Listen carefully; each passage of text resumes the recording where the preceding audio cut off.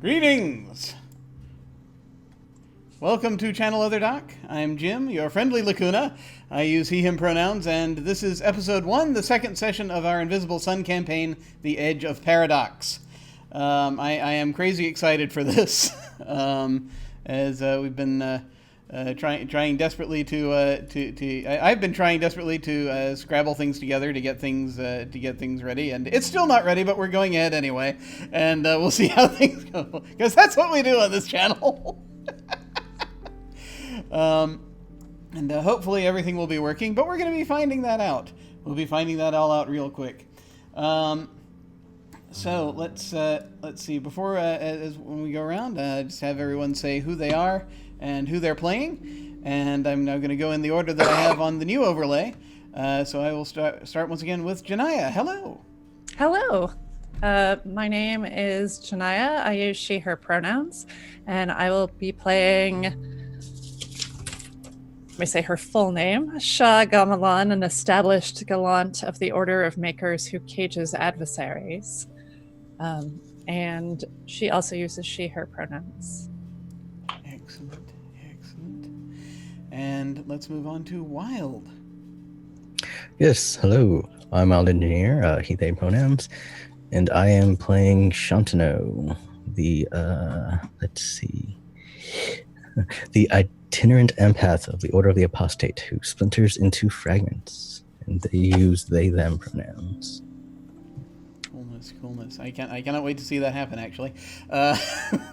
And let us move on to Arras. Hello. Hello, I am Arras. I use she, her pronouns. And I will be playing Aroshka Ruzik, who is an eremitic empath apostate who converses with everything. And also uses she, her pronouns. Coolness. Absolutely. And finally, Anino. Hi, my name's Anino. I am playing Mac the Husk, itinerant enthusiastic of the Order of the Goetica, who channels strength and will.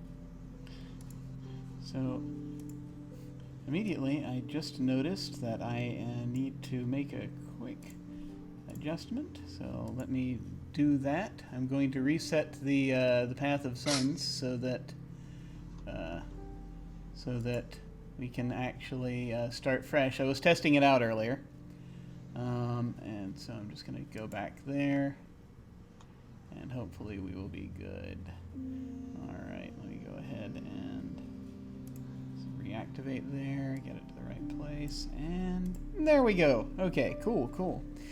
All right, so as is the case with most of the games on this channel, we use the X card, the N card, and the O card. If we hit something that's crossing a line for one of the players, any of them can type an X in the Zoom video chat or anywhere else, or make an X symbol, and we'll back up and we'll do something else. If something happens that you're okay having in the game, but you don't want a graphic description of it, you can type an N in the Zoom chat, and we'll fade to black on it or put it behind a veil, so it'll be there, but we won't go into detail.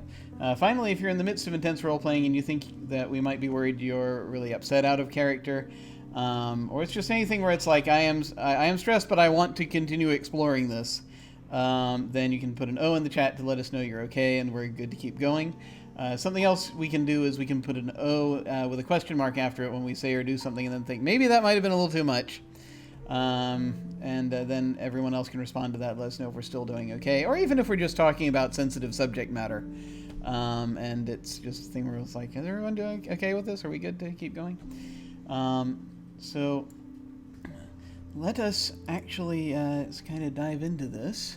I wanted to, this first session, I kind of am wanting to keep things a little bit fast. This second session, I'm kind of wanting to keep things a little bit fast and loose. As far as it goes, I'm not going to be engaging fully with the rules necessarily. I want to get us sort of ramped up to it. I kind of want to see a little bit. One of the descriptions of this game is that it's kind of a slice of life surreal game. So I kind of want to see a little bit of how these characters operate in their home environments and what have you. And so I kind of want to see what things they're dealing with and what they're trying to do. Also, just briefly, I will mention that Danielle could not be with us this evening, as unfortunately she had a thing come up she had to take care of rather immediately. But she will hopefully be back next week once that is all sorted out. So let me actually pull up. Let me pull up several different screens here so that I can actually get this going. Folks, I've got so many windows open right now, it's insane. But what I'd like to do is go around and so first of all, the desideratum that we chose was travel.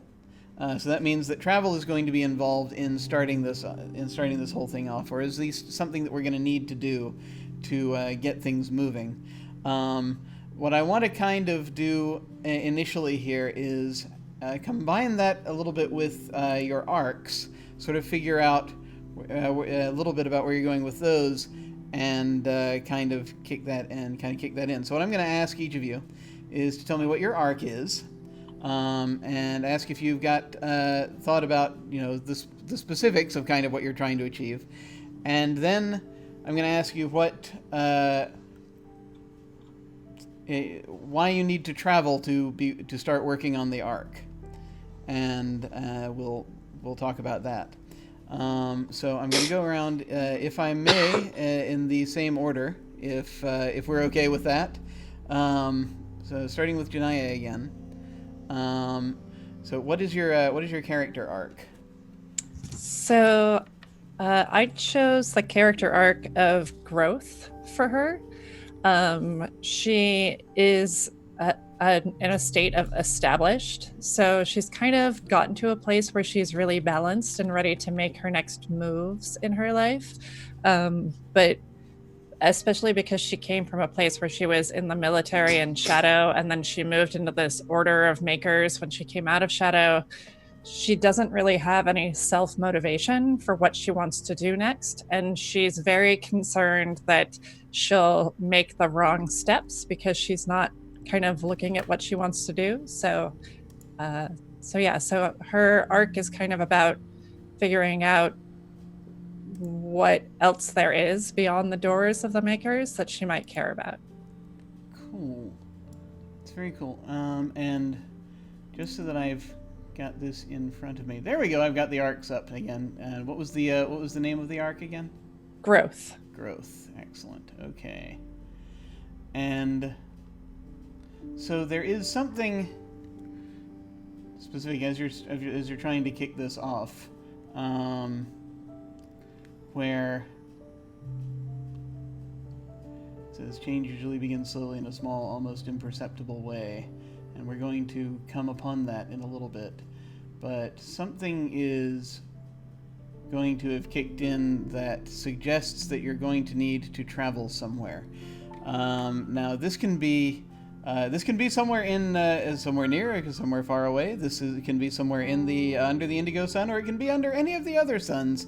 Any of the 7 other ones that are any of the 7 other ones that are reachable as far as we're aware. So where do you have an idea that you kind of need to go, and why?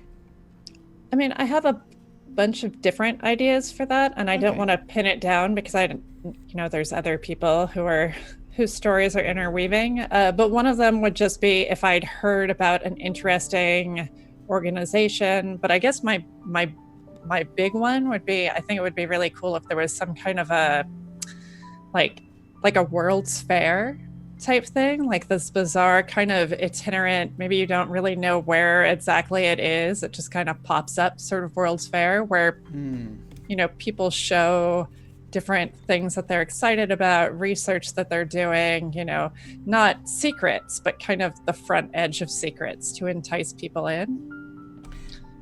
I kind of like the idea of even taking out the apostrophe, and it being a sort of a fair of worlds, because you've got the 8 main suns, you have also the possibility of other smaller realms out there, and just the thought that people will come, or even speculate about it. So this could be something where it's a fair from folks from like all over the just all over the path of suns.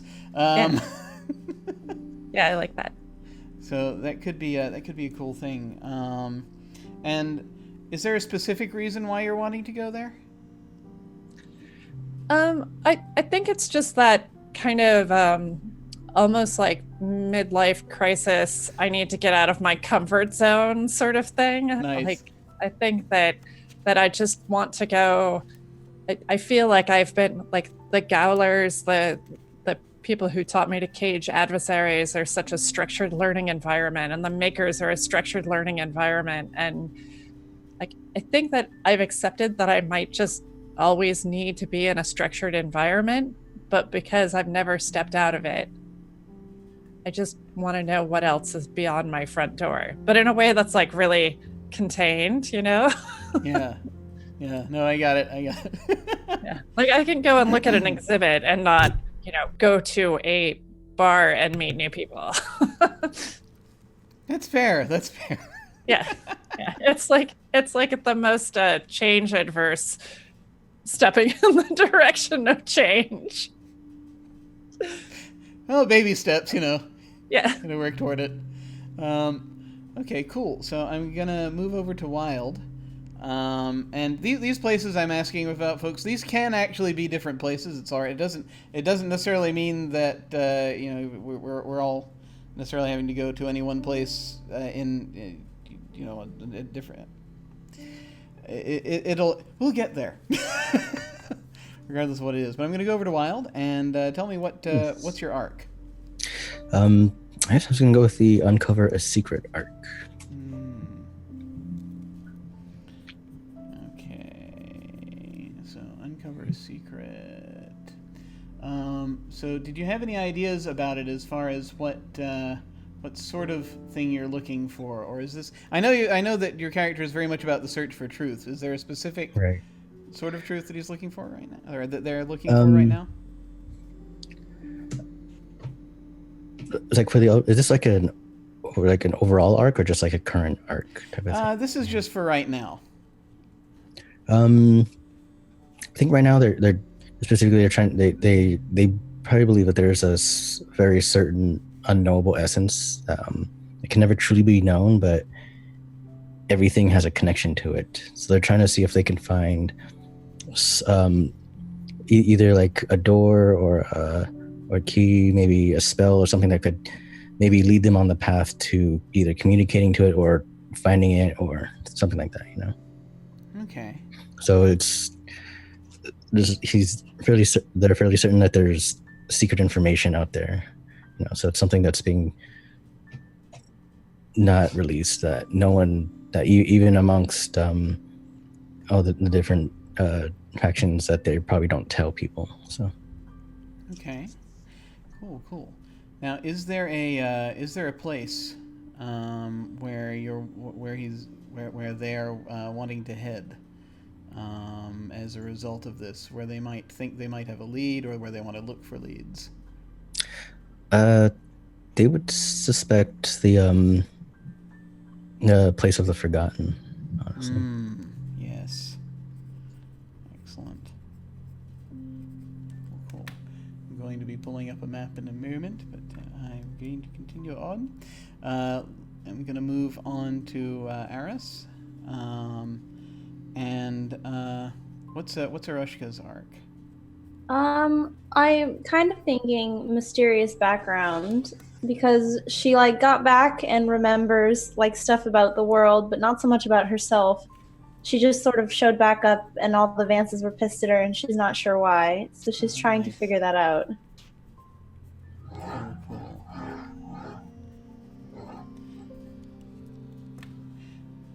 Nice. Okay. Yes. Opening is beginning the search.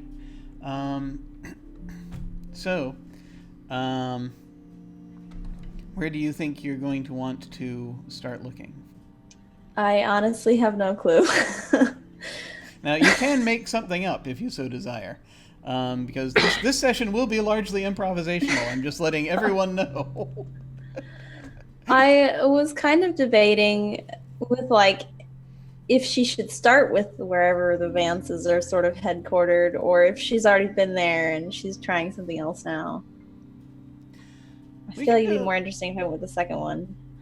where that where you've already been there, and that's, yeah. I feel I already like tried probably. doing that. All I figured out was they were pissed at me. Yeah, yeah. I feel like there's. I feel like that probably, since you know that they're upset with you, you probably, that was, you first ended up going there, and it was probably, I'm guessing, the Vance mansion that's in the area, and you probably had vague memories of it at least, and they're.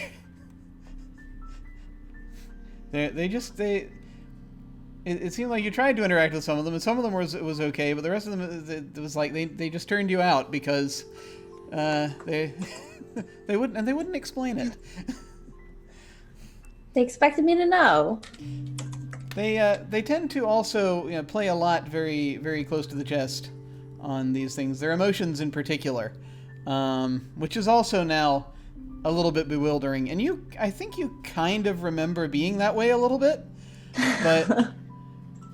It's just so far removed now from who you are now that it's just it's almost like that was a different person. So you're not currently thinking of that there might be anywhere that you kind of want to start looking for answers for that necessarily. So is there anyone you kind of want to go and you're going to want... Well, I have something for that. Okay. In a moment. If there's nothing too specific, I'm going to ask you who you're going to kind of want to team up with to kind of see what they're doing, because that might also sort of lead to something.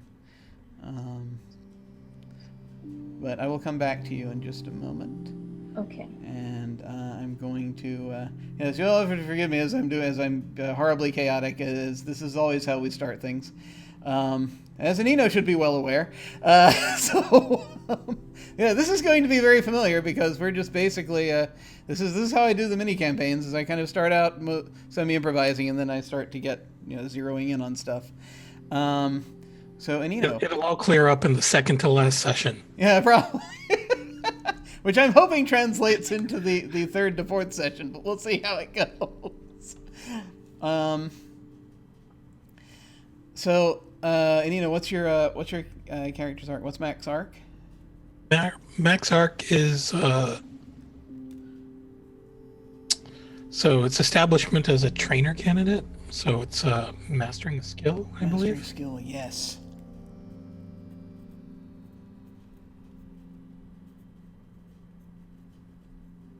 Okay. And what do you need to do to be able to? What do you think you need to be able to do to be able to start getting there? So I actually know precisely what I need to do. In order to become a second degree goetic, I need to perform what is called the invocation of knowledge in the presence of a summoned entity at least level 3 or higher. And to do that, the invocation is a really funny formal thing that I discovered, in which I have to write out a contract or write out a statement of all of my accomplishments, masteries, basically my whole life story up to that point. And it's got to impress this summoned entity. And if all goes well, then I get promoted to second degree. Okay. And so. And we all have a nice little catered lunch afterwards. Well, that's good. That's. I mean, one would imagine that sometimes, depending on how good the lunch is, that maybe advancement happens only for the sake of having the lunch afterward. I mean, yeah, it's lunch at the changing restaurants, so Oh, yeah, no, that can't be missed, because who knows what it's going to be. But is there a place in particular, or somewhere you want to start working on that, or trying to? So I think the fair idea seems like a good one. Okay. I imagine that there are going to be lots of spirits or people summoning, conjuring spirits and entities, and that could sort of serve as inspiration as to what kind of other spirits that you might want to learn how to summon, things like that. Okay, cool. All right. So let's see. We've got at least 2 folks who are kind of aiming toward the fair, and then we have Shantanu, who is wanting to check out at some point the home for the forgotten, and Arushka. Is there so is there a particular as you're sort of been sort of wanting to figure out kind of why they're upset with you? You've already talked to them. What's next? Do you think? Maybe just trying to go and find other places where people have heard of me, because I moved to this weird little circus town, and I think I'm pretty like most of the people there are tourists. They don't know who I am. Not useful. So maybe trying to go just someplace where somebody will have heard of me besides the Vances who don't want to talk to me. Okay. Is there anything that you remember that you think might point you in some direction or other? Are there any sort of like snatches of memory that might be coming back to you that you think, or maybe an image or something that you haven't completely connected to yet?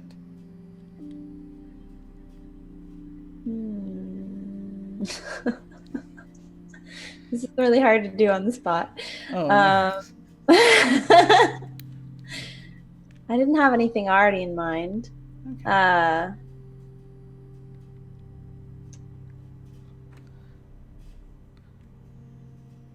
Well, we can just sort of place you somewhere, and just sort of start figuring it out from there, and just see if That anything kind of starts to spark. That's perfectly fine. Let's see. I'm gonna pull up that map just so that I have it in front of me, because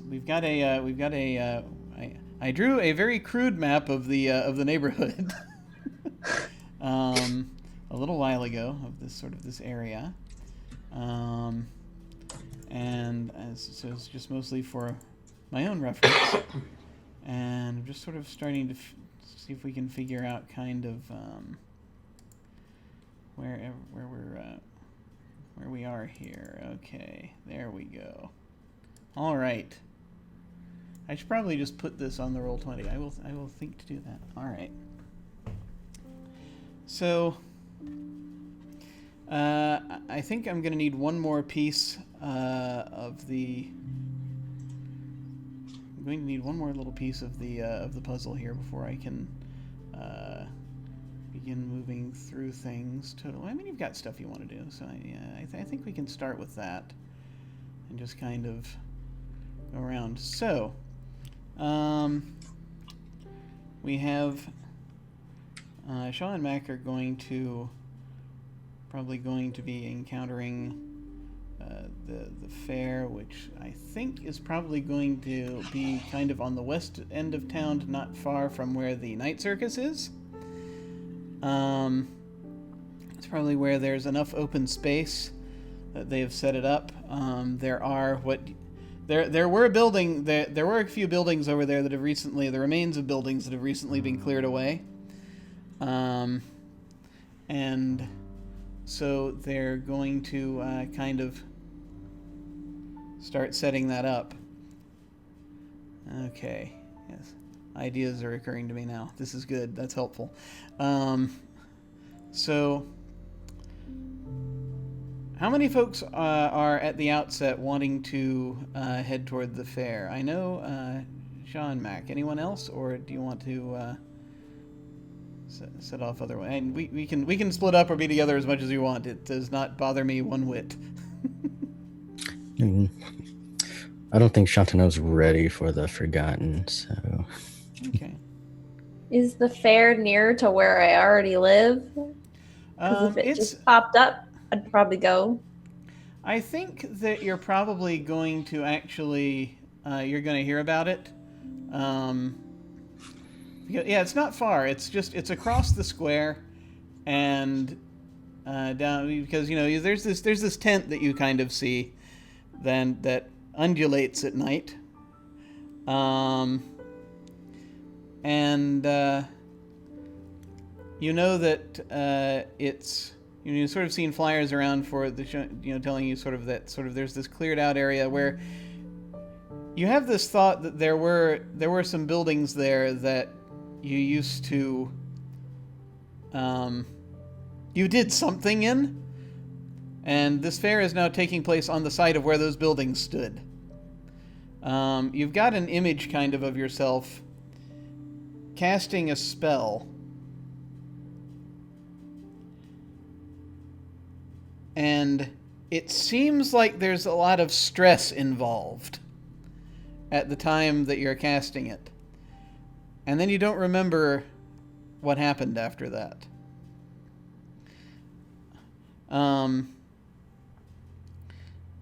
But you know where it happened. And you think there were a lot of people kind of who were aware of it at the time. So that might be a good place to start. Possibly. If you wish. So, also, briefly again, Shantano says sort of might want to give it a little time before going to the home of the Forgotten. Do you also want to check out the fair for a little bit, or? Yeah, I mean, he wouldn't just brazenly walk into the fair, but he knows there's a lot of things, a lot of emotions in the fair that he could gleam onto. So he would definitely want to at least be able to find a way to observe, Okay. So I think that probably it's about it's fair to say mid-morning. You're all kind of heading out in that direction. Various, not necessarily simultaneously, but you're sort of going to converge on it, unless you have some reason to be doing other stuff in mid-morning, like sleeping or what have you. But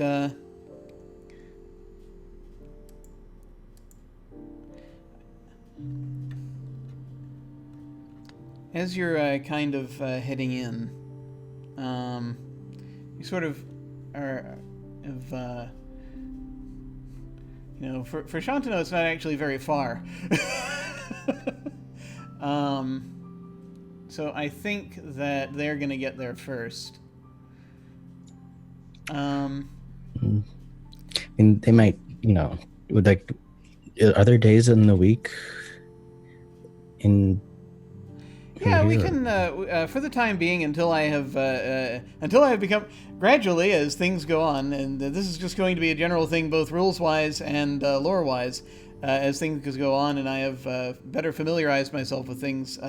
Things will be replaced by other things, but for the time being, we're just sort of winging it, and I'm just going to say we're going to use the days of the week for now, just as the Monday through Sunday thing. So if this was like if this was like a Saturday or something, and like if the cafe was busy the night before, they might try to go and see if the owner would let them, take a look at some of the emotions that were used for payment and things like that. Did we decide the name of the cafe owner? I think a suggestion got thrown out not too long ago. Broken Mirror. Oh yeah, the Broken Mirror is the name of the cafe. But I can't remember. I thought we had a candidate for someone who was the owner, or maybe I've. Oh yeah. Yeah. Oh well. I looked someone up earlier and I've forgotten his name. Basically, is the upshot of this. So you see a sort of an older guy in glasses. He looks fairly sort of humanish, human normal.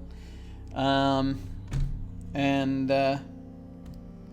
he's just sort of going over what he typically does on Saturday, sort of Saturday mornings, has been going over accounts.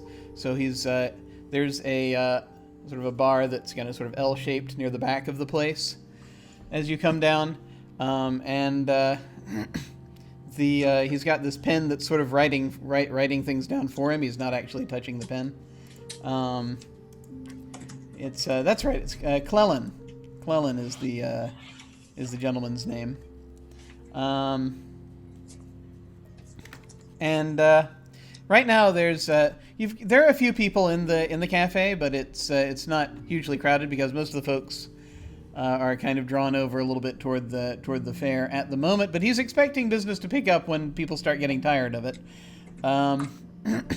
He's kind of just sort of looks up. Hey,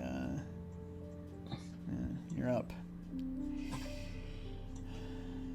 Hmm. Yeah. I do have what is it? 2 levels of connection to Clellan. Okay. He just sort of looks up and says, "Were you able to sleep okay last night? I tried to. They were kind of hammering and setting things up out in the field." I don't sleep much as it is, so it's not much of a bother to me. That's fair. I think I tried last night. Was kind of in the blue for a little while, it felt like, but it's hard to know, whether you're actually there or you're just thinking that you're there. Well, the dreams we get can be quite involved. Sometimes they're not even dreams at all. How do you tell the difference,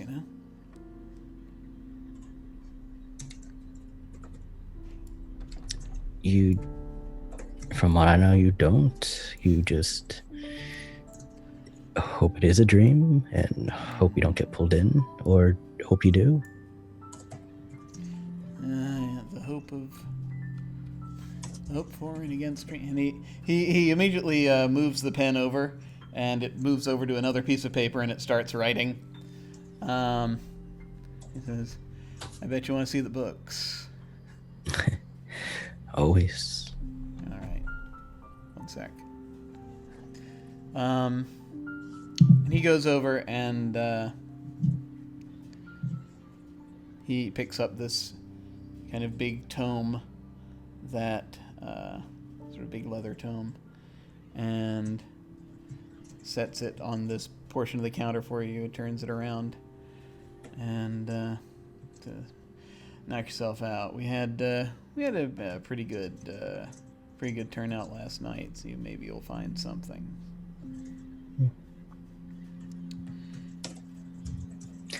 Hopefully there's some interesting ones. Lately there's been a lot of ones simple, less emotion, more about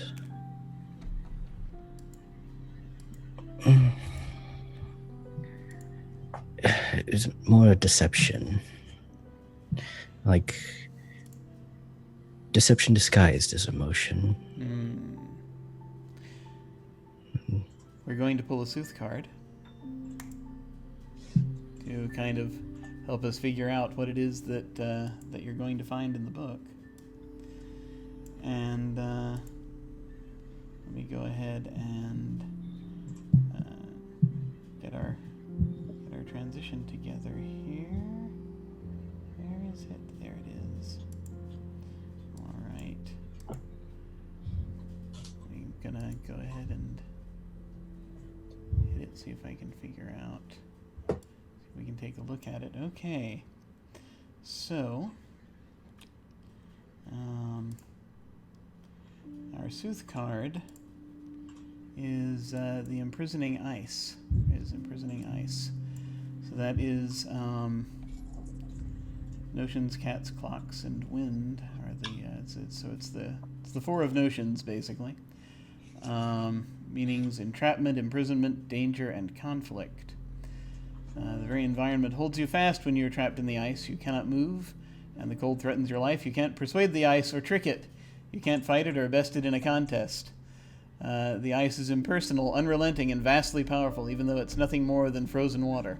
Unless, of course, it's more than that. Perhaps there is intelligence there. Perhaps it's not just frozen water, but a living spirit of cold, or stillness, or imprisonment. In such a case, the actions of the ice might be entirely personal. You may have brought your terrible fate down upon your own head. Right now, red magic is enhanced. So if we are going to go into divination here, it will say danger lies ahead. The card predicts coming conflict with dire consequences. The person in question might be imprisoned or otherwise entrapped. Traps, of course, come in many forms: emotional traps, psychological traps, legal traps. A relationship can be a trap. To escape, one must either act on the warning given by imprisoning ice or succeed in a bitter struggle. So I think what you're going to see is you're going to come across an image that's particularly striking. It's also very disturbing. But it's an emotion of sort of fear but also there's a certain resigned sense to it. It's very much a thing of feeling trapped that someone released into this book. So this is clearly an emotion they wanted to get rid of, but it also seems to portend, it's like you get the sort of the impression that this is the kind of thing where if someone is going to be in danger of standing still for too long and kind of being trapped by their own perception of things, if that makes sense.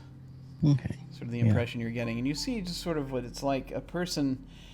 I imagine that these kind of take on it's like you get visuals sometimes from them. I'd say less visual, more feeling. Just the feeling. Yeah. Maybe if it was extremely powerful, like more than just an emotion that I end up gleamed onto. Maybe there'd be flashes, but so you're not going to get a visual flash of it. What you do kind of get the feeling of is this person, and it's kind of a distinct sort of thing where it's like rising from the base of their being upward. It's kind of like they're assembling a prison around themselves. So that's the impression that you're getting. Yeah. Right. So this is quite a good one, Cleveland. It's just overall feeling of being trapped in fear. Yeah, I thought you might like that. Like trapped, a feeling that they may never escape, but they feel they must. Yeah. The dualities. Well, yeah, considering who that was, I'm not really that much surprised, but it's always interesting. Yes.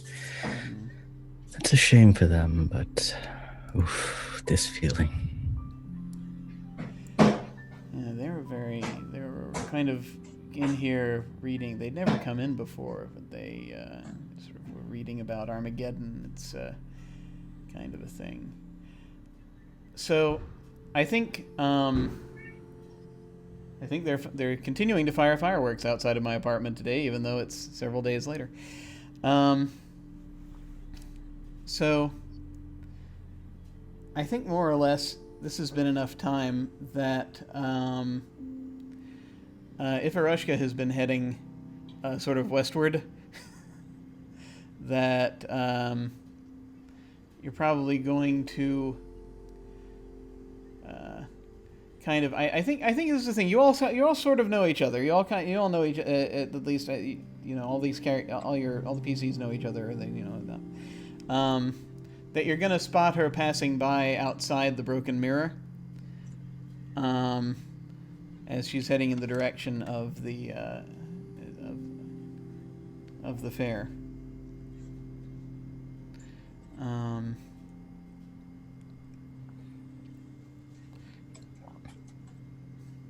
Right. Well, Cleland, thank you so much for this. I think I'm going to try heading over to the fair. There's someone I see going who lets out a lot of feelings of searching and lost that tend to be pretty interesting. Have a good time. Hopefully it picks up tonight after the fair. I'm gonna get ready for it. One can but hope.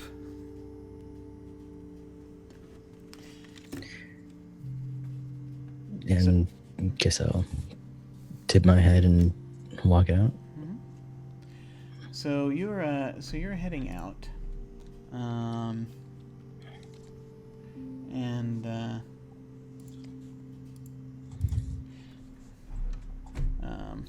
Arushka, what have you been doing this morning? Probably just sleeping in, making breakfast, drinking some tea while sitting around and listening to the many objects in my home chatter. Have they been talking about anything particularly interesting this morning? Probably not. Probably the same things they usually talk about. Objects aren't that interesting in the long term. You all sort of get to it kind of becomes familiar after a while. It's just it's one of those things.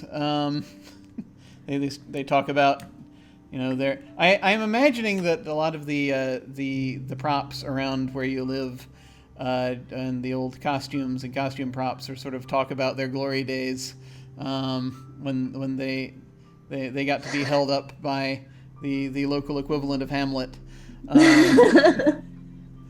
And what have you.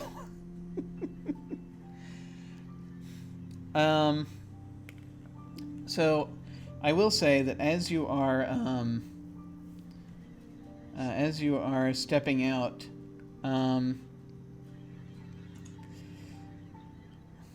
you kind of are, as you've been sort of passing by the cafe. And you see a few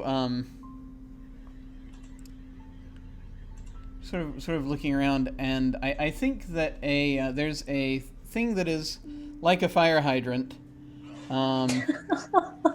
that is currently being walked by someone. It's being walked with a collar around its neck, as it is by someone as they're sort of passing by you. And the fire hydrant just sort of glances up at you, and you kind of get the impression that it sort of glances up and just sort of is like trying to. It's concerned about something above it, and it's kind of looking around. And its owner is trying to pull it sort of back because they're trying to head to the fair. I'm gonna look up at whatever it's looking at. So you're looking at the top of the building. It's this sort of like tenement-looking thing, and that's kind of familiar to you. But you see a couple of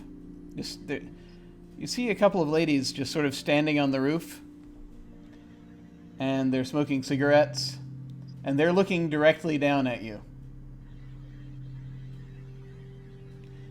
Like they're actually looking at me, or just in the same general direction as where I am? They're looking directly at you. They've got they're wearing these it looks like they're wearing cocktail dresses, and they're just sort of staring.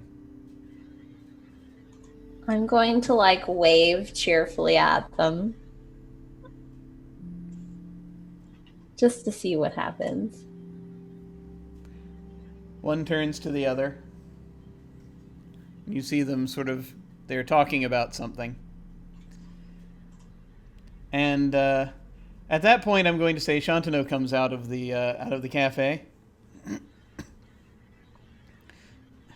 And is going to see you where you've kind of did you. I assume you stopped for a moment and looked up. Is that? Would that Yes, be? and I'm Yeah. clearly waving at like people on the roof or Yeah. something on the roof. I'm waving at the roof.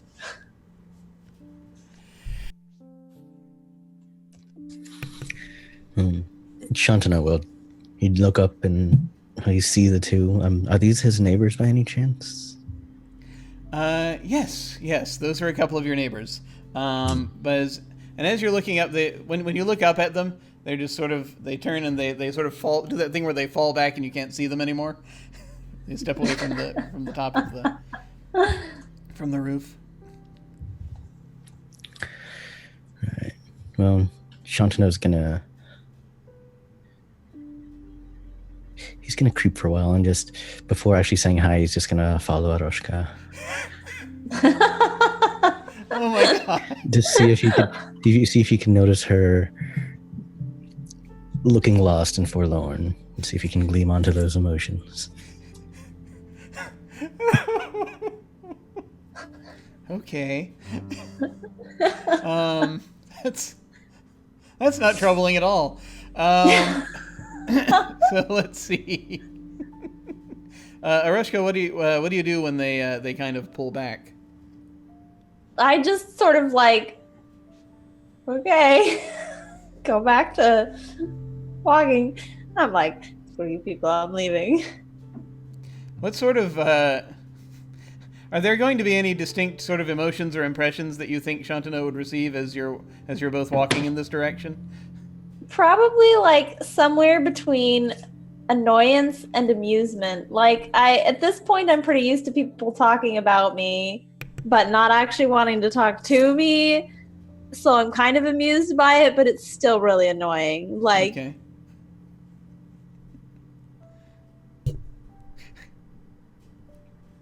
So amusement but also annoyance. Sort of mingled there. I'm going to as you're sort of getting that, and you start you're starting to enter this sort of sea of people that now are kind of sort of converging on this fair. And as you do so, I'm going to switch over to a couple more of these people. So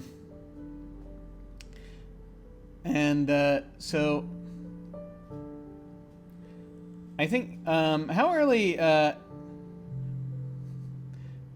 I feel as though just sort of relatively speaking, how early does Mac generally get up in the morning? So Mac's pretty excitable. It's a slight carryover from his days in the Gray, in which he was working a very tense job as a game programmer. So he wakes up pretty early. He would probably prepare himself and make his way over so that he is about 10 minutes early to the fair's opening. Okay.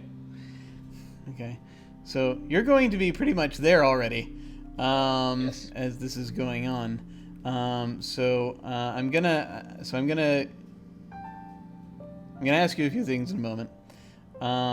But first, I just want to check in with Djinnaya about what's Shah's morning like. I imagine that I have a very specific time that I get up, and there's a set of kind of calisthenics and things that I go through. And then I will eat the same breakfast every morning and go through. And I have a small collection of like a small garden in my house that it's like, you know how they do that thing in Japan where you take the fruits and you put them in boxes and grow them so you can grow square watermelon and things like that. They're all very geometric, very precise, Pythagorean solid kind of shapes.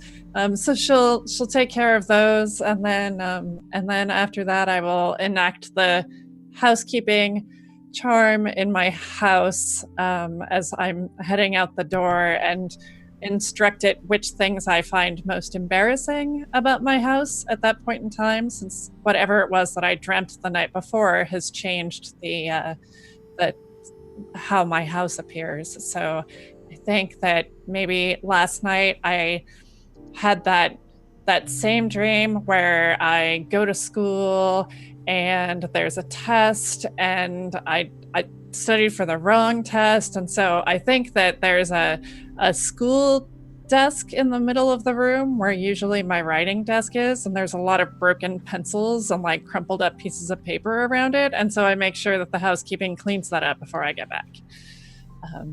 And then I would head out probably with a booklet that I've, or maybe even written carefully on my hand, the things that I most want to see and where they're supposed to be located within the fair. Excellent. Awesome. Let me pull up a thing here real quick. Yeah. As around what time would you say it is roughly when you leave the mine to head toward the fair? Probably about 8:30. I don't know, what time does the fair start? Fair, I think, opens probably. I think they probably try to open sometime around 8-ish. Okay, I think that she would aim to be there just a little bit late because she's been trying to be a little bit more socially adaptable, and so everybody else is a little bit fashionably late. So I think she'd aim for 8:15. Okay. So, yeah. There is one thing you kind of notice as you are as you're heading out, and you kind of do a little bit of a. So kind of as you're heading out from the mine, which I presume is like you come up in the elevator and you head through the main shaft and you head out.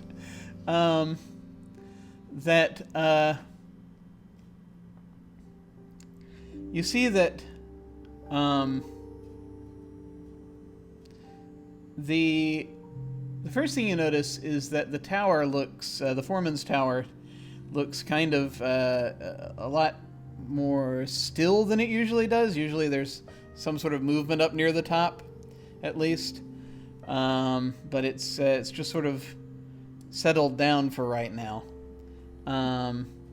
It was actually kind of a fairly peaceful evening, unusually. I mean, you're down far enough that most of what he does up there doesn't really bother too much.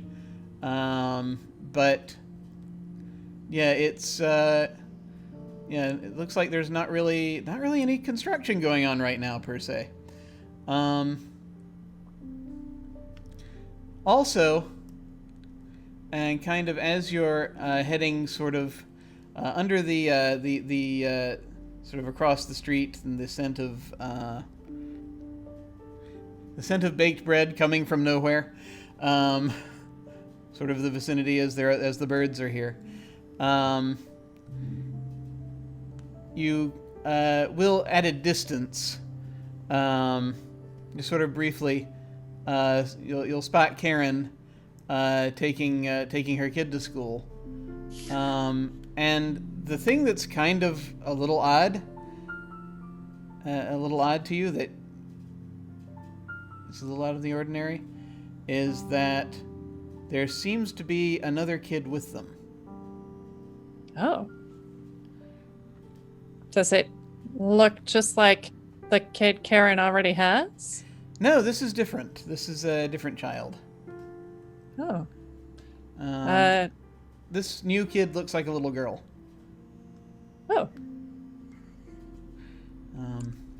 Do they see? I'm sorry, go ahead. Do they see me, or they as don't the appear mine to. comes up, or? Yeah, I mean they don't appear to. Okay. Is the Karen and her child are still are still just sort of basically moving the same direction. They're just kind of, she's sort of just being, being a little helicoptery. But the little girl kind of, for a second, is sort of hesitates a little behind them, just sort of as she kind of glances over, and she does see you, and she waves. I wave, but like don't wave. I just kind of, it's like kind of like, hey, Propriety. Or a kid that has to, yeah, I did the thing. Don't say anything so that your mom talks to me.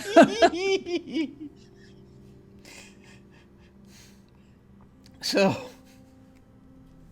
oh my God. Yeah. So, she kind of will start to kind of see, and then she'll turn around and continue sort of skipping along, kind of next to Karen and her kid. And you then proceed in the direction of the World's Fair. I am going to now cut over to the World's Fair, so Mac is gonna get there before they are officially open. They have this gate. So you're like first in line, one of the first in line, as you're kind of standing there,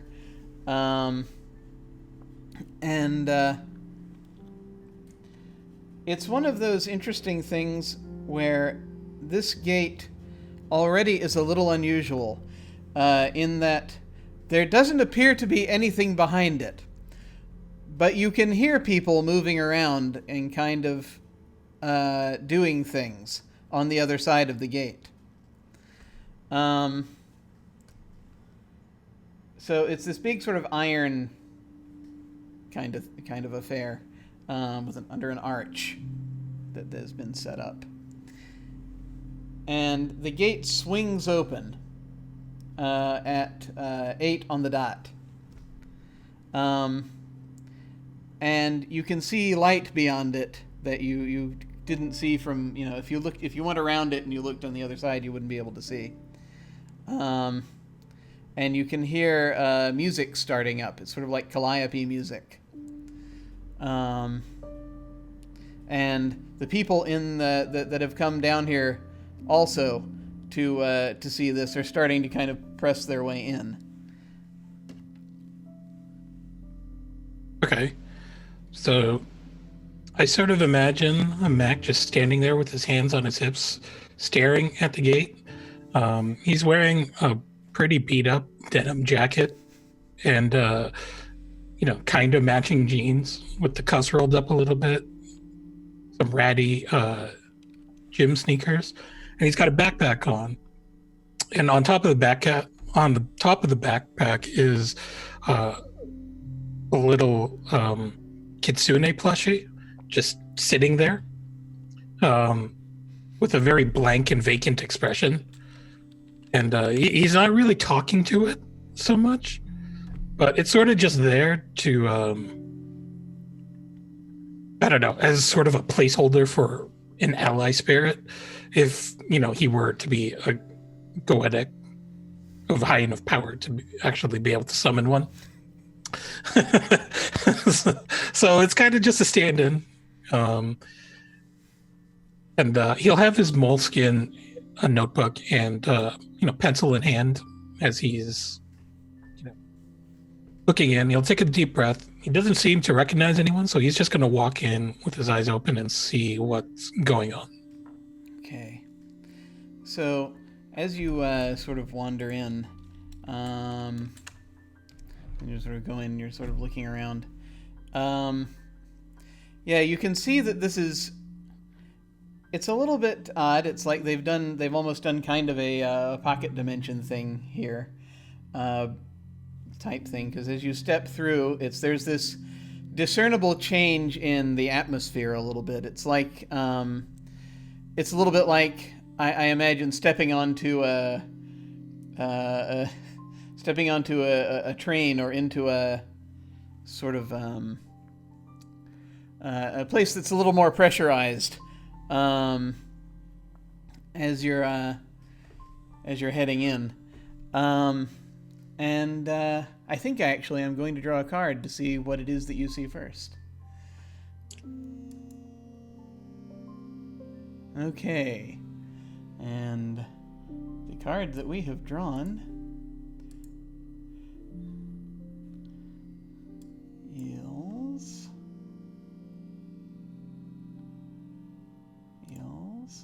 Where is my thing here? There it is. It's the Doctor. Nemesis! So, Vision, Swans, Blades, and Water. There are things associated, as I'm drawing these cards, with different types of magic and the heart and what have you. This session I'm just sort of interpreting. And like I said, we're going to be more layering in more meaning as we go. But if you happen to know a meaning that you would like to make sure it gets included, feel free. If the card has a connection to you that you're aware of, please feel free, and we'll work with that. But yeah, it's the Doctor of Visions. So its meanings are wisdom, health, dependence on others, and disease. It has a couple of different meanings. Doctors help, but it's a help we'd rather not need. No one wants to see a doctor. We only see them if something's gone frighteningly wrong. They have knowledge, perhaps secret knowledge, and an insight few can match. But these are secrets about disease and death. Can one delve so deeply into such topics and not come out affected? The Doctor is the nemesis of the Visions family. The enigmatic, genderless figure is a harbinger of illness and plague, but the possibility of succor. But the possibility of succor or even remedy from the disease they foretell. There is an inherent contradiction to the Doctor. Then they are the hero that we really do not want. And having been to several recently, I can attest to that.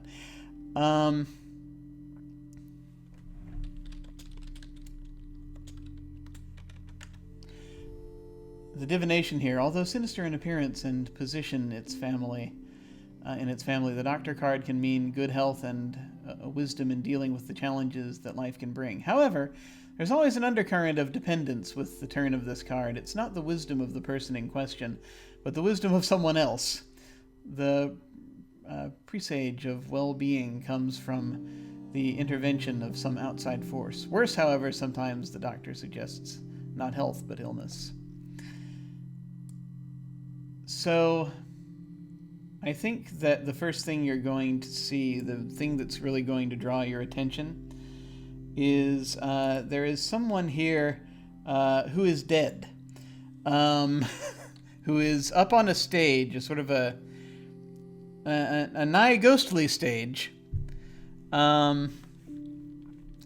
wearing a mask that looks kind of like a plague mask, but it's more of a half plague mask.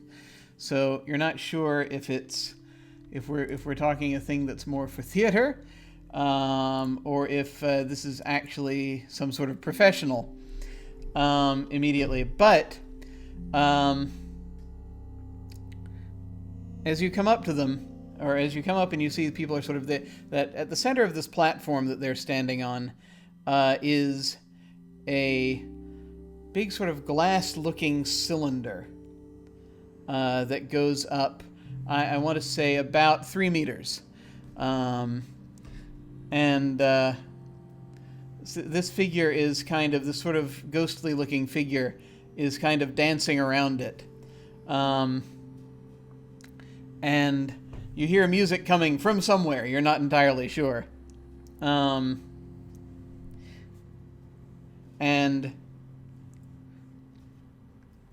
you hear them. You hear them saying. You hear this voice carried to you like from across the wind, and you think that the others who are coming through can hear this.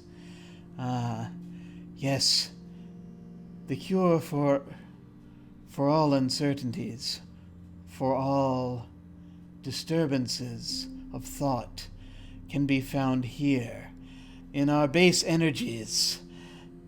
And you see, as you're looking inside, this cylinder, these lights are traveling, these sort of little balls of light are traveling up and down inside of it. It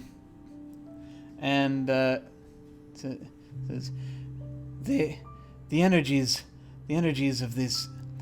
of life have been harvested, the different kinds of energies, and they can be yours. If you would but look and see the process. We all can do this, my friends. We all can. Someday, perhaps, there will be none who can deal without them. You, sir, and he says, and he just picks you out. Are you missing a thing from your life? Something deep and desperate? Is there a pining that draws you in?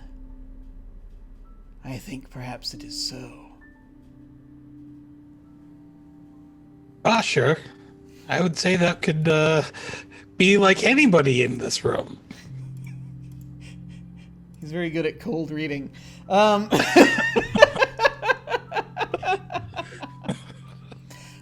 Skeptic. That's good. That's quite healthy.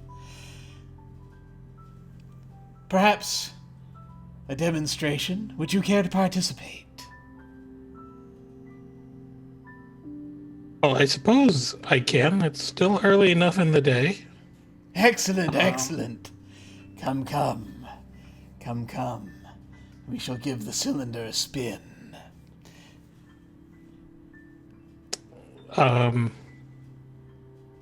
If you don't mind, if I just have 1 minute before we go ahead and do this? Take your time. Prepare in any way you feel will be helpful. Okay. So, Mac is going to open up his sketchbook, prepare his pencil, and he's going to cast his spell, Sketch, and basically it allows him to draw anything he sees in intricate detail within 1 minute. And so he's going to try to sketch the cylinder and this man. Okay. I don't think there's really any reason to challenge this as this is going on. Let me look this over here. What's the level of the spell? Level 1. Level 1.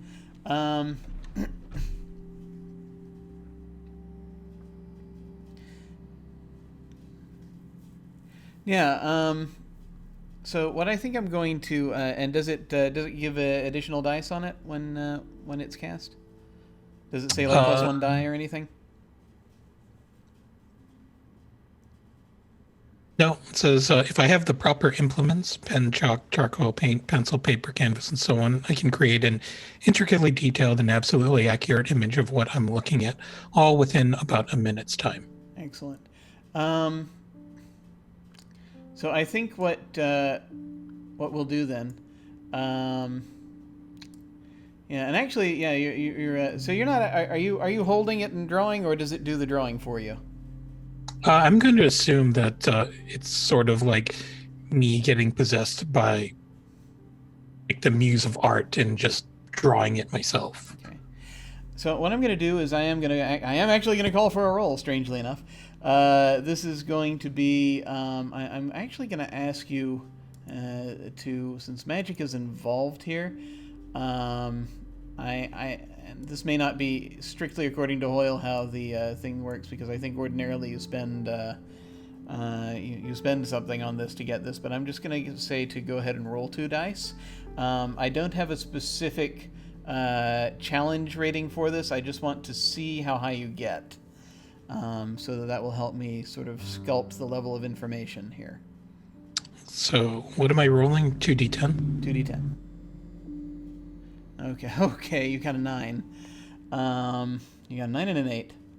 So, yes.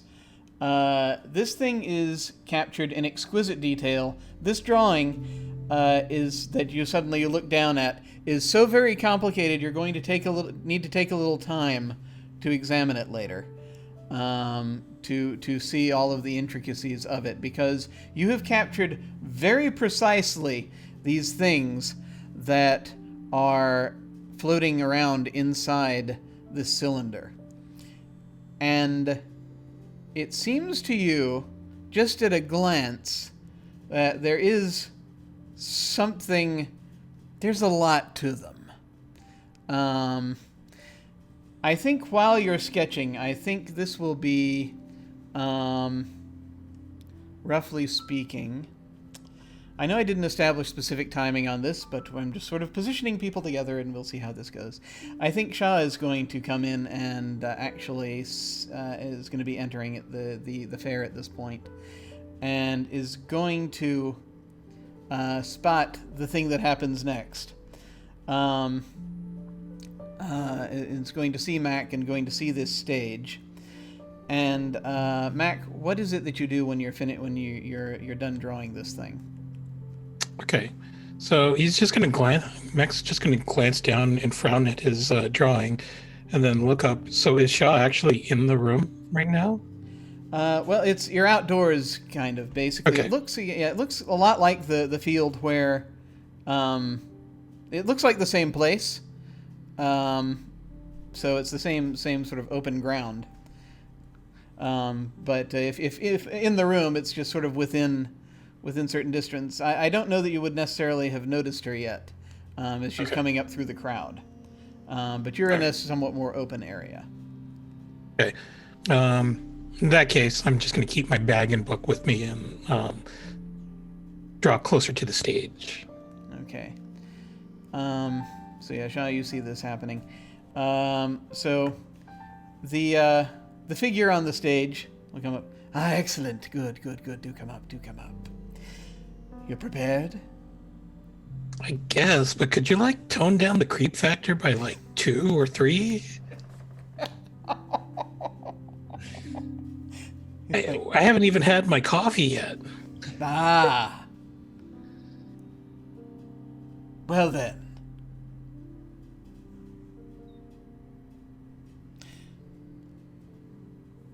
I shall say not a word, but that you should give it a spin. Think of what you want most, and give it a spin. Okay. So, a glance towards his little lightning kitsune doll.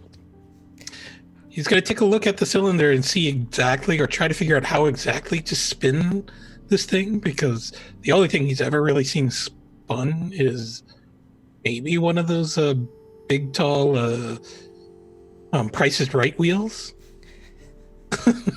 Or the Wheel of Fortune wheels. Yeah. So, how does one spin a cylinder like this? It looks like there are things that are kind of like handheld notches, kind of ringing around this thing. Okay. At about the middle, about chest height. Okay. So, he's gonna twist himself as much as he can and grab the furthest rung that he could reach, and then just uncork and try to spin it as hard and as fast as he can, hoping that by some chance he might, but probably won't, tip the cylinder and break it in some fashion. Ooh, okay. If he could, but I don't think he can. He'd be strong enough to do that, but he would be pretty reckless in his spin. I think that, in order to actually break it, you'd probably have to be using magic. Okay. So you give it a mighty shove, and it does spin around. It whirls around quickly. You notice the lights inside are starting to go up and down very quickly, and they're starting to turn different colors as this is happening. What is Mac thinking about when they spin the wheel? This is the wheel, the cylinder. Yeah, the cylinder.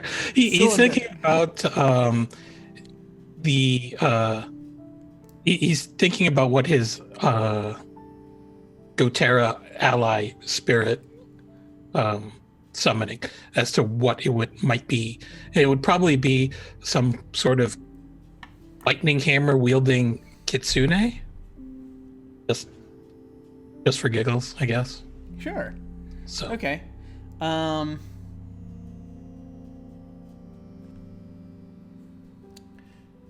you do that. And I think I'm actually going to I think I'm going to draw another card because I can.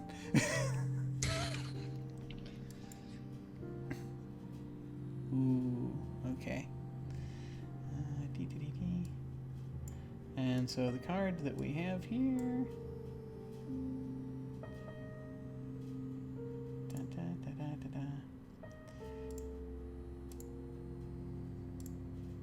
So the card that we have here is the cat. So it's again the companion of notions. Meaning solitude, curiosity, cleverness, dexterity. Can't see much. They prowl about or simply find a good vantage point and watch and sleep.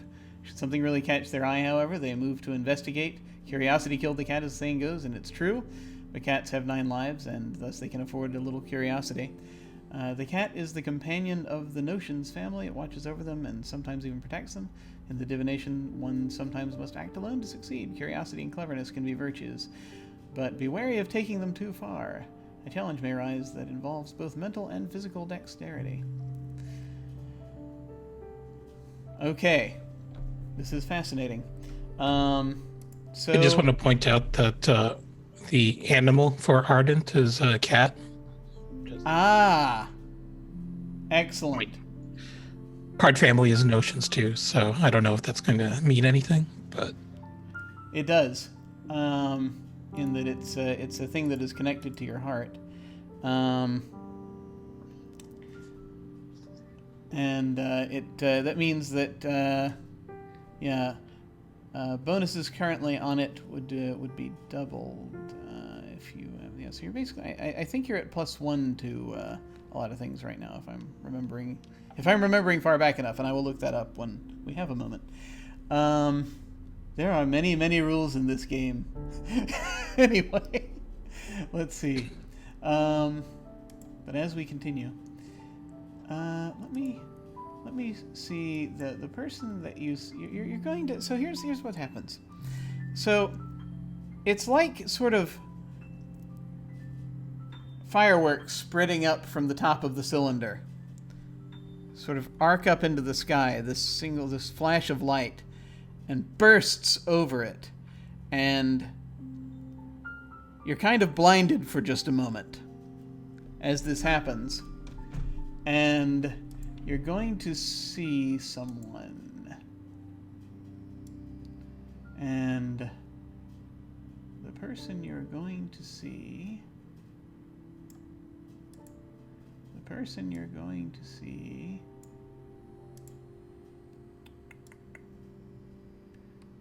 I need to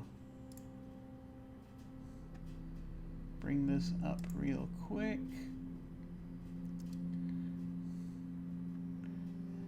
And apparently real quick is not something this PDF has currently in mind, so we will work on it. So you see a figure.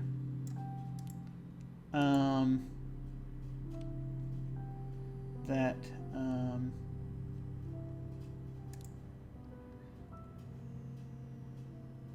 looks like, yeah, there we go. Okay, good. I just grabbed a page number here.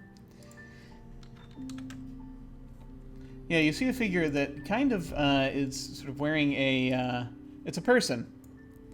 You can't see their face clearly, but you get the impression of a streak of dark hair with a streak of light. You get the impression of a beard. And you get the impression of sort of almost sort of like a cravat and a long coat and a chain, a sort of a watch fob type chain. And this individual that you see You see this individual sort of staring down at this kitsune-looking creature and preparing to do something to it. It's a very brief flash that you see. It's kind of like as the as sort of in that flash of light, as vision is returning, you see that in the patterns sort of in the air. And it seems very it's very vivid, this individual. Everyone else looking at it, just, there's a bright light. That's basically what it looks like.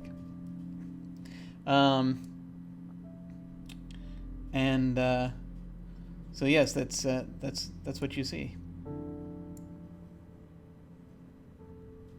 So, Mac is going to be suitably stunned, kind of standing there, scratching his head as maybe his vision comes back into focus and into the real world. And he's going to look around and see where the host or the stage hand is standing, and wonder what is this? What are you doing exactly here? He adjusts his goggles and he says, well, I can only provide the conduit to the energies. I cannot explain them. What kind of cockamamie thing did I just volunteer for? You saw what you needed to see, my friend. Looked like an anime. What is... Okay, so, He's just raised that's his it? arms in curiosity. No context, no nothing. It's just... That's all you get? It is what they provide. Of course, my services are for hire should you wish to have a greater divination into its meaning.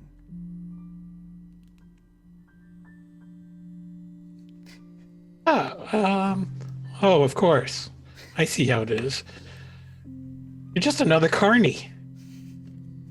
Well, sir, you shall not have a penny out of my wallet today. He's just gonna raise his hand. I said good day. And then he's just gonna stalk off the stage. So as this exchange is going on, Shah, you see this whole thing. Are you doing anything? Oh, I'm just standing and watching at this point. Both because, Mac obviously looks flustered, and also because, we have this shared interest in containing creatures on two different sides that we've always kind of been rivaling about. Mm-hmm. And so she's sort of waiting to see what the thing is by his doing it, to see if it's something that's related to what she's looking for. Okay. But he looks super flustered, so she's probably going to play it off like, I would be too smart to go up there. I think that I'm going to say that by this point, Arushka will have also come in through the crowd, and you saw the flash of light. Shantanu, you heard the flash of light. You didn't quite get in the gate fast enough to see it. So you're going to become aware of these things. You're coming into this situation as this progresses. But Mac, the first thing you see, kind of as you're just sort of looking around after this indignantly, is you're going to see Shah standing in the crowd. I wave. Mac is gonna wave back. He's just, hey, how you doing? But and then he's just gonna open up his book and try to flip to the page where he drew that cylinder and just try to take a closer look at it to see what, if any, clues are there as to what exactly caused that vision. Yeah, this is, as you're looking it over, you realize that this is probably going to take you a while to decipher. Okay. So it's, your initial impression is that there's something in the way that you drew the sparks of light that make them seem almost like they're alive. And so you're really going to need to take some time, sit down, and kind of just sort of puzzle over it and sort of figure out kind of what the specifics of the patterns that are in there, because this is like layer on layer of patterns. Okay. All right. So he's just going to shake his head because obviously it's not something he's going to puzzle out within the next 5 minutes. And then close his book shut. And then he'll just stand next to Shaw and just stare at the cylinder on the stage and just see what happens next, whether another person goes up or... So, yes, after a moment, another person's going to go up, and he's going to give them a very similar spiel. It's the person, it's actually this large sort of teapot-looking person who walks up there and then basically talks to them and is sort of about giving them a shove. As the person manning the booth is giving this, I'm going to say that Arushka is going to sort of come into its orbit, and as you're heading up, you do see Shah and Mac here. I at least recognize them, right? We know each other at least vaguely. Yeah. Since they're people I recognize, I'm probably going to go over and say hi. Friendly sort. Sean, to know you witnessed this happening.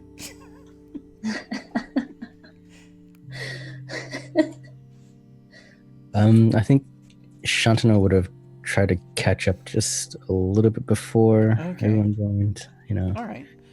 So before you get right up to them, Shantanu is going to probably catch up to you. I give him like a friendly nod. Like I didn't exactly notice he was there, but I'm like, oh, hey, I know you. But that guy lives down the street. Yes. And you're the one who's always looking kind of lost. Yeah. That's me. So, what exactly makes you feel lost like that, if you don't mind? Oh, you know how it is when you came back and you don't really remember things, and I didn't really remember quite a lot of things, and no one wants to tell me about them.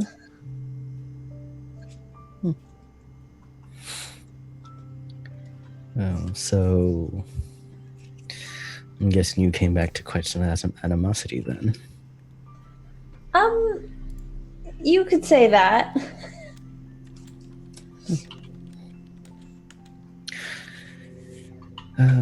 So many emotions. Yes, so many emotions.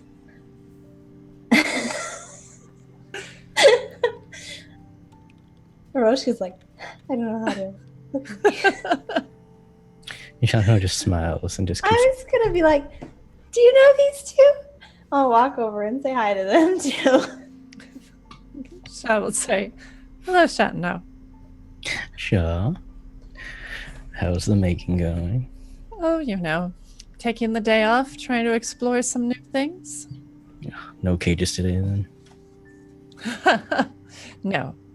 She has that, if you look down, there's a chain to a cage around her waist, but you can't tell whether or not there's something in the cage. It's like there's like fabric draped over it.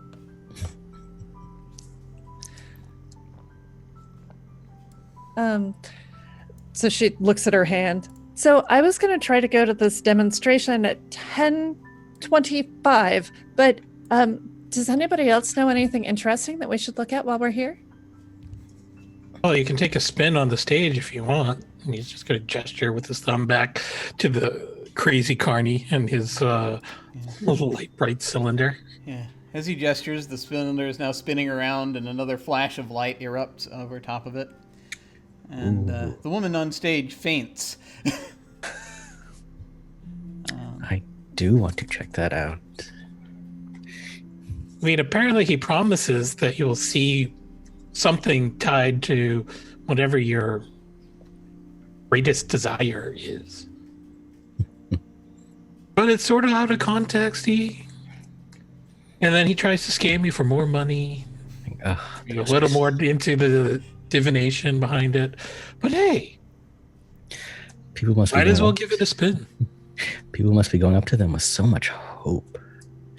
Wonderful. Yeah, you can kind of feel the hope. It's sort of palpable. Is the guy still going through his spiel?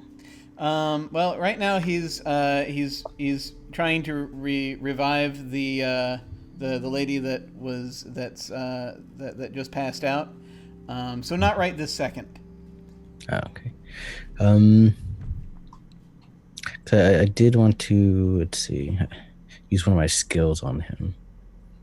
I wanted to see if I could understand his motive. Okay. Let's see. So it's what's the skill sort of the skill's purview? What is it? What's the skill? Just understanding motives? Is that the name of the skill, or is it? Yeah, understanding people's motives. Okay. Yeah, I'm gonna say that. Okay, let's do a little bit of challenge adventure here. I'm gonna say this is probably. We'll call this guy about a 4. With everything, all things considered.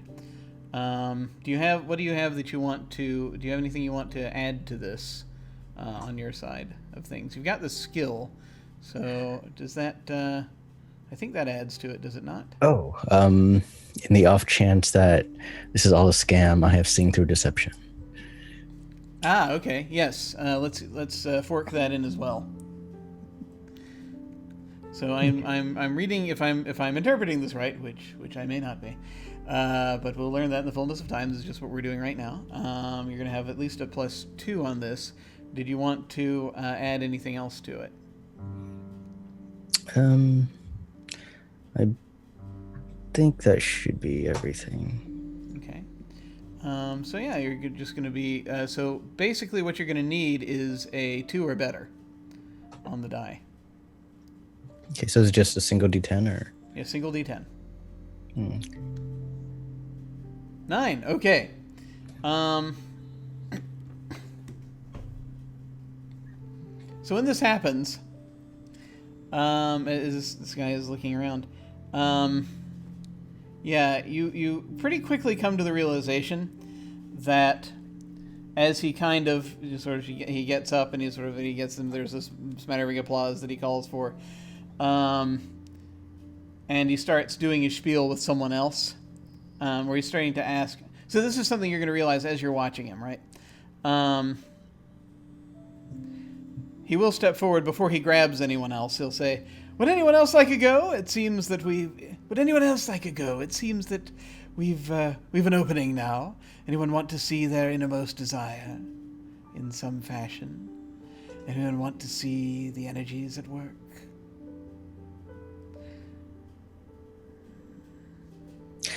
I'm just going to watch for a bit from where I am. And his eyes will go over will go over the 4 of you and everyone else, but he's not necessarily going to pick on anyone unless you wish to make yourself more visible to him. Mac is going to nudge Aroshka, maybe just enough so that her arm or hand just raises up with a brief flash.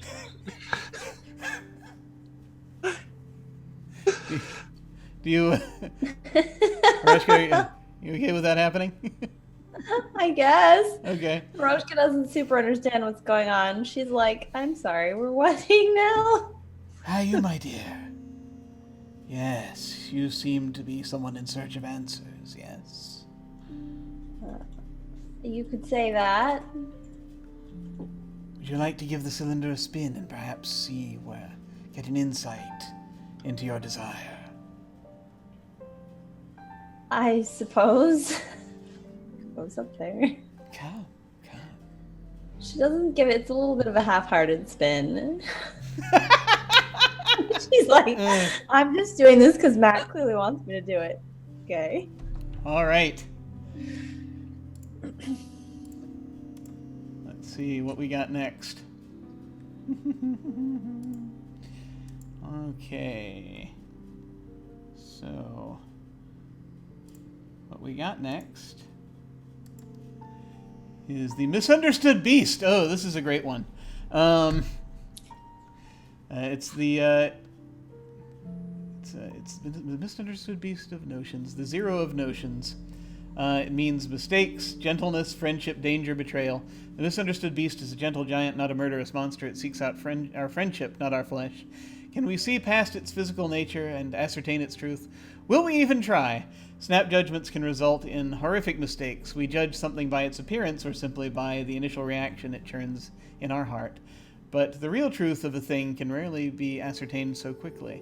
This misstep can catch us from either direction. We might judge something ugly as evil when it is not, or we might assume someone pleasant is a friend when they are not. Either way, we are harmed or at least lessened as a result. The divination, something is not what it seems. This could be a concealed threat that will result in betrayal, or it could be something useful that one is ignoring or avoiding, or even avoiding. The turn of this card warns of such mistakes, but the mistake might have already been made, and the misunderstood beast spells out the results of such a mistake.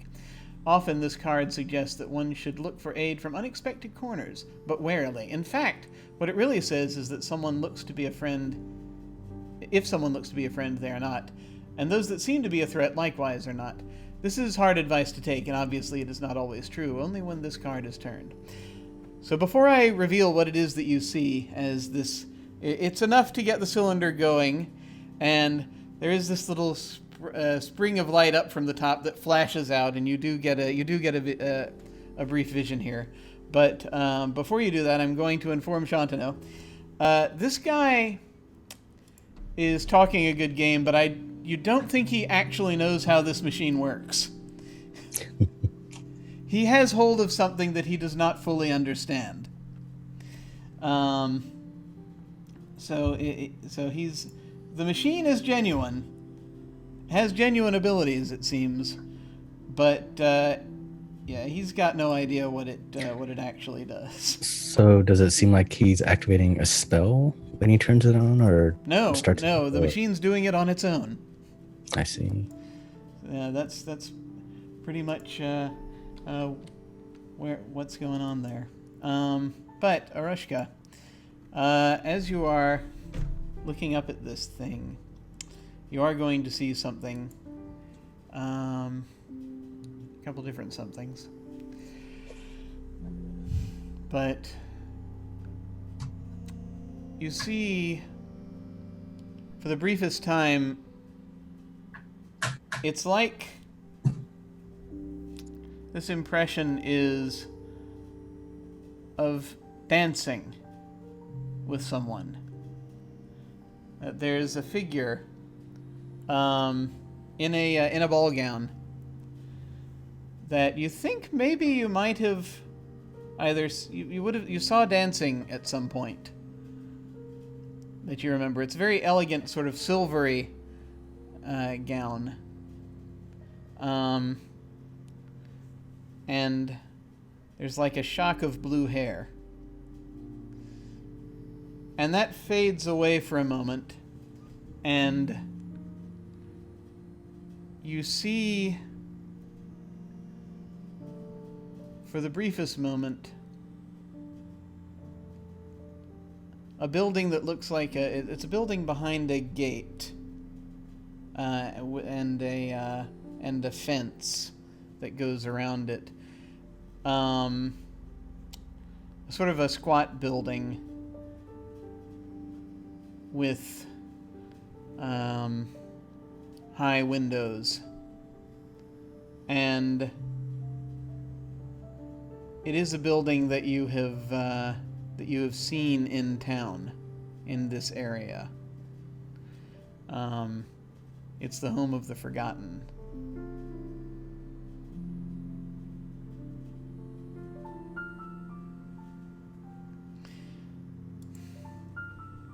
And then once again the performer will turn and say, "Oh well, I hope that was indeed in some degree helpful and enlightening. My services are available should you wish assistance in untangling it." It's like, I'm good. Thank you, though. Very well, very well.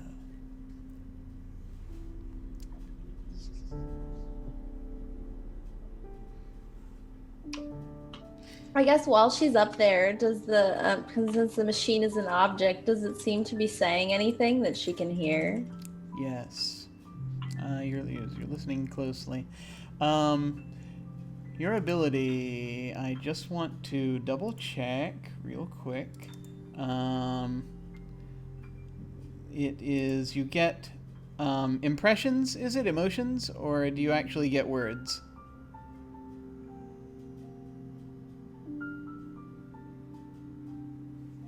I think it depends on the object. Wait, I know what page this is. Why am I doing this?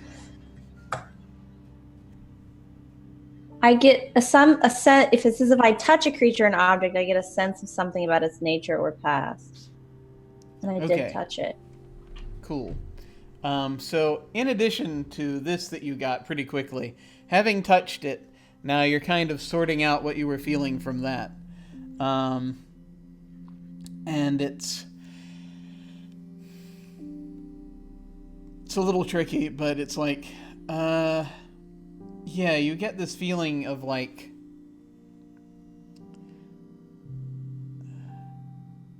this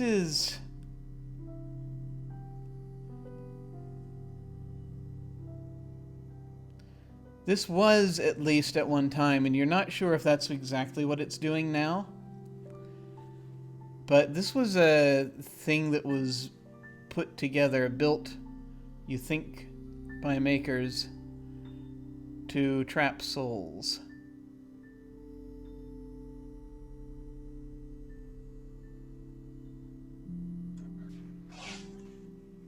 That's ominous. Yeah. That's a very distinct and familiar impression you have. And actually, you don't really get immediately that much information. You get the impression of confinement, and then you remember that.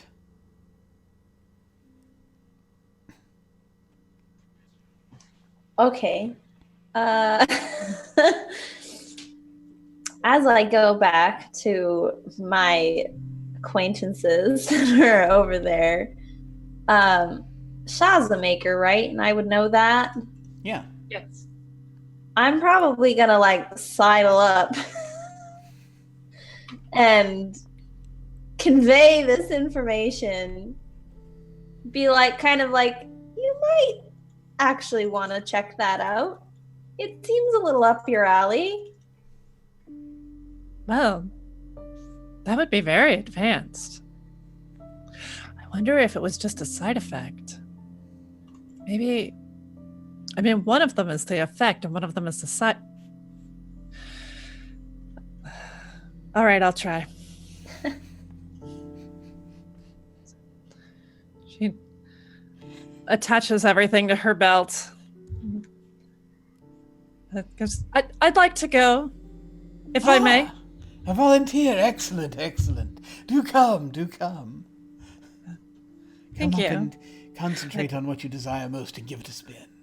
Okay. I Of think- course. And I think as I approach, I'll kind of try to look at it and sort of see if any of the rune work or anything is familiar, if any of the kind of creation of it is very familiar. Because my instinct is that it was either created to show somebody's greatest desire, and then the side effect was that it captured their soul, or it was created to capture somebody's soul, and the side effect was that it showed their desire. And I want to try to figure out which one that is. Okay.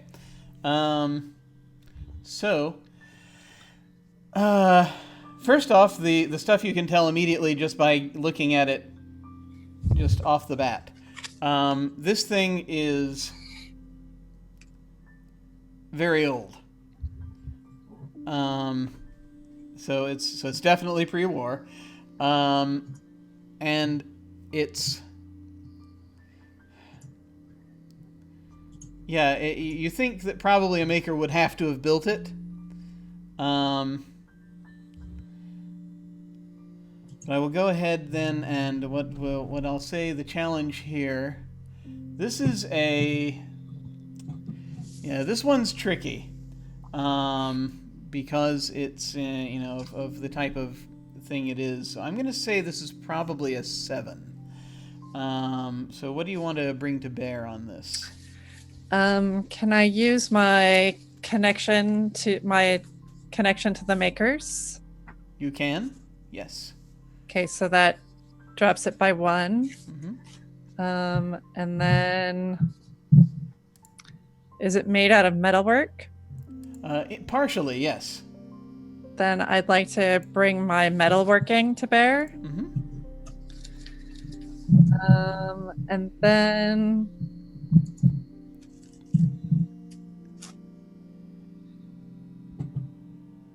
I guess I could add a bene from my perception.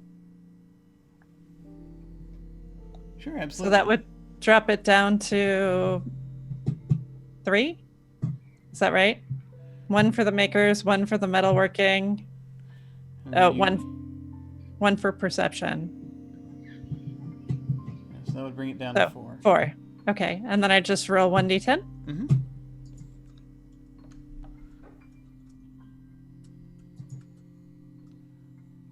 Got it. Yeah, so... Yeah, there are a few things. As you're kind of looking this over, thinking about it.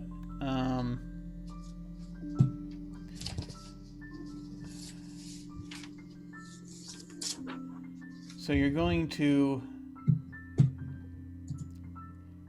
find, first of all, you're going to see where the maker's mark is on this thing.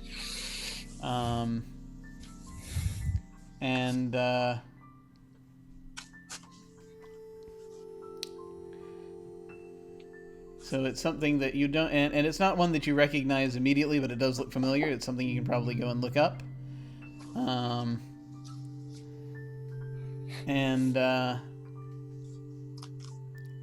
Yes, this was something that was designed to hold souls. And you think that what it's holding now is not souls? You think what it's holding is kind of alive in some sense? You think that they're more sort of elemental creatures, as it were? Energy golems, in a way. Oh.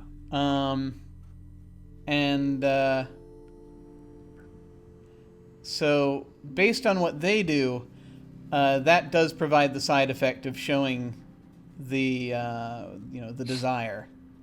It does have a bit of a divination attached to it, a divinatory thing attached to it. It's probably not a great idea to use it so many times so quickly. And unless this ghost that's running the show here happens to have a ready supply of more of these things to put inside of it. So it's not like it's going to explode or anything, but it's probably not going to be working for too much longer. Oh, okay. Well, in the interest of maintaining my sneakiness, I will spin it, and all that I'll think about is kind of the feeling of camaraderie at the end of the day of being with a group of people, and see if it shows me what group I belong in now. Excellent. Okay, that's a very simple question, but I'm still going to go to the cards because I can't stop myself. They're so pretty. They are. They're so beautiful. Oh, look at that. Okay. And also, of course, before we did this, I didn't even ask if anyone was also logged into the, if any of the players were also logged into the, to where I'm drawing these cards from. But let me go ahead and flip over, and we'll talk about what you just drew. Is this the invisible sun app that we signed up Yes, for? the invisible sun app. Yeah. That's where I'm getting this. You should be able to see the testament of suns in there. Hopefully, and be able to click on the things as well, if you so desire. And I'm sorry I didn't specify that before. I was too excited.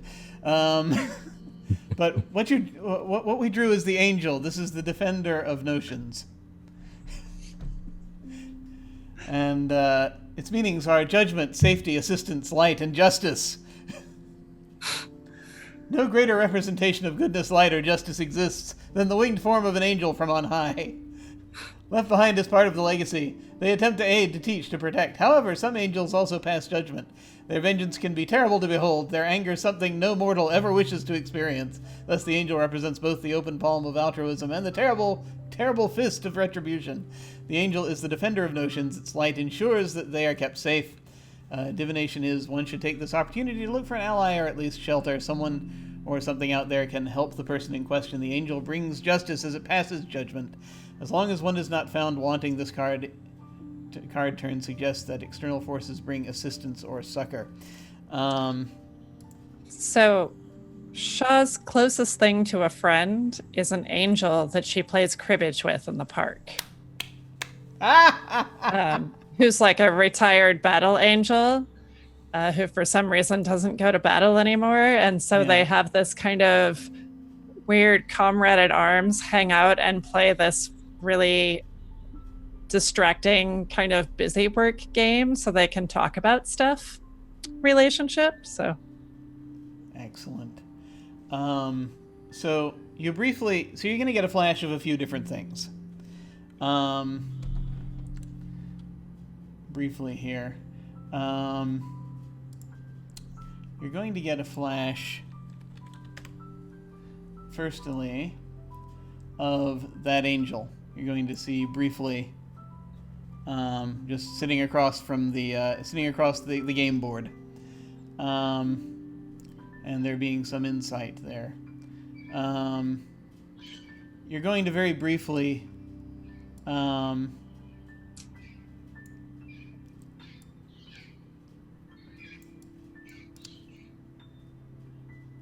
see, and this then.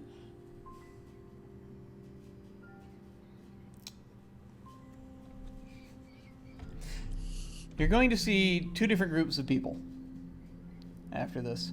The first group that you see briefly is you see, for a moment, some of the folks you've just been talking with off stage. And then you're going to see another group.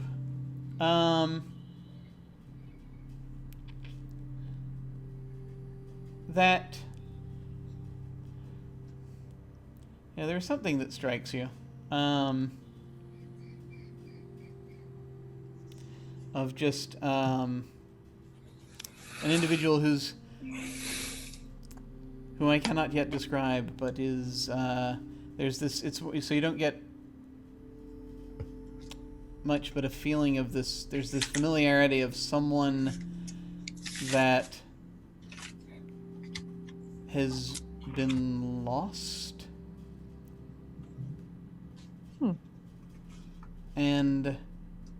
But who seems to want you to know something. It's a little weird, this impression you're getting. And you're not sure that you don't think this is necessarily the answer to your question, but it's like there's almost this little bit of interference really at the end of the vision where you're seeing that and you're getting that impression from someone who you can't make out clearly, who's trying to tell you something. And behind them you see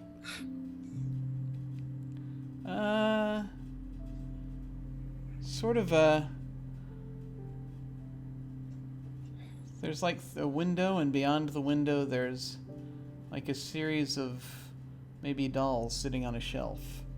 And then it goes away.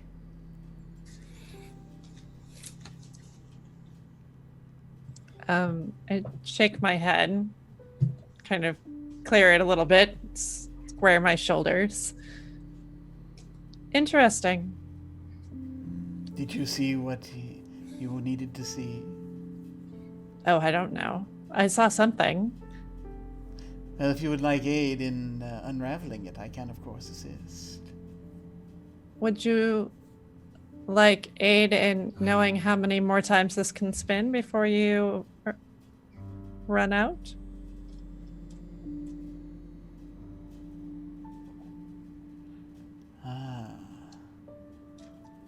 Is there a... And actually, he just sort of glances at the crowd and says, well, it is not too great a concern as this morning, as this shall sadly be our last demonstration for the time being. Ah. Oh, that's probably smart. Thank you. She climbs down the stairs. Walks up to Aroshka. You were, in fact, quite correct, but there's no souls in there. It looks like some kind of little, like, elemental things, but they were definitely going to be, well, I guess depleted would be the kind way to say it.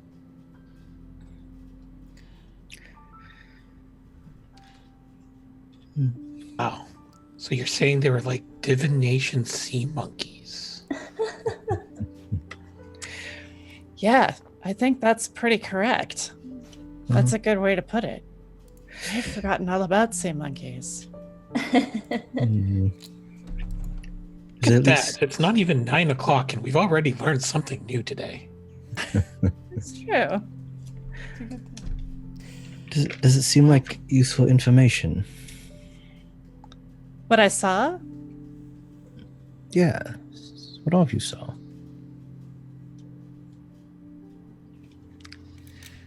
I mean, I don't know.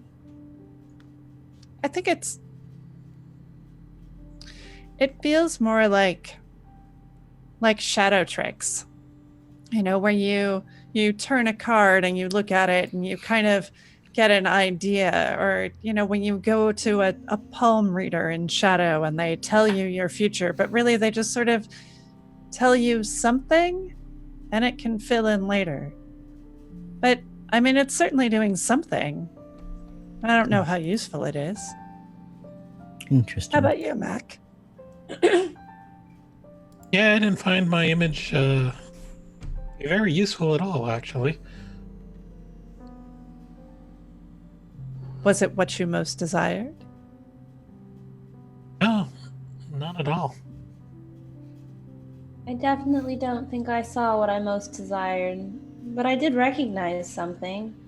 One of the things. Is that place of the Forgotten. Oh. Really? Yeah. It showed you this place. And a woman dancing, but I don't remember that person. Oh. Perhaps you were never meant to remember them.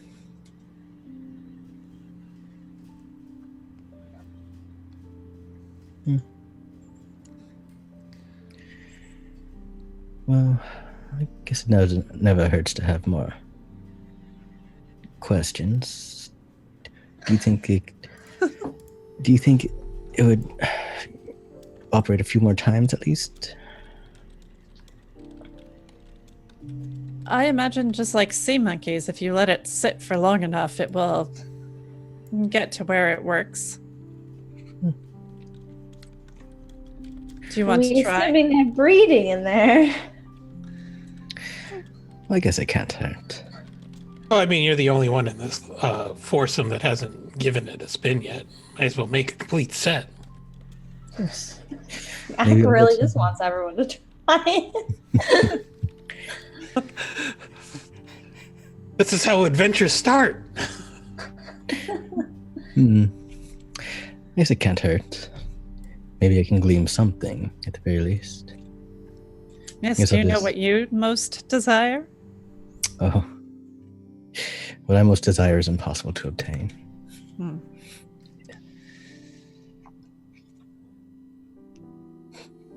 And I guess I'll just walk up and see if he's still offering it up. He's actually in the process of breaking things down. He's sort of been saying, "Thank you very much, folks. Thank you. We shall have another show later today." In that case, I'll ask him. I was like, so where do you find something like this? Oh, where do I find it? It is one of the most ancient of devices that I had to do a great deal of trading for. A great deal. And the things inside of it? Ah, well. Trade secret. Can I cast a spell? Yes, what would you like to cast? It's called Valuable Acquaintance. Essentially, it makes him very talkative. Someone who doesn't want to talk to me. They don't necessarily say what I want them to say, but they start talking. Oh, nice.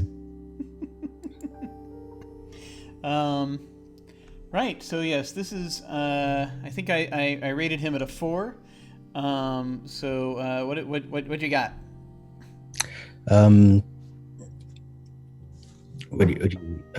does that So this what's work? the level of the spell, first of all? It's level 1. Level 1. Okay.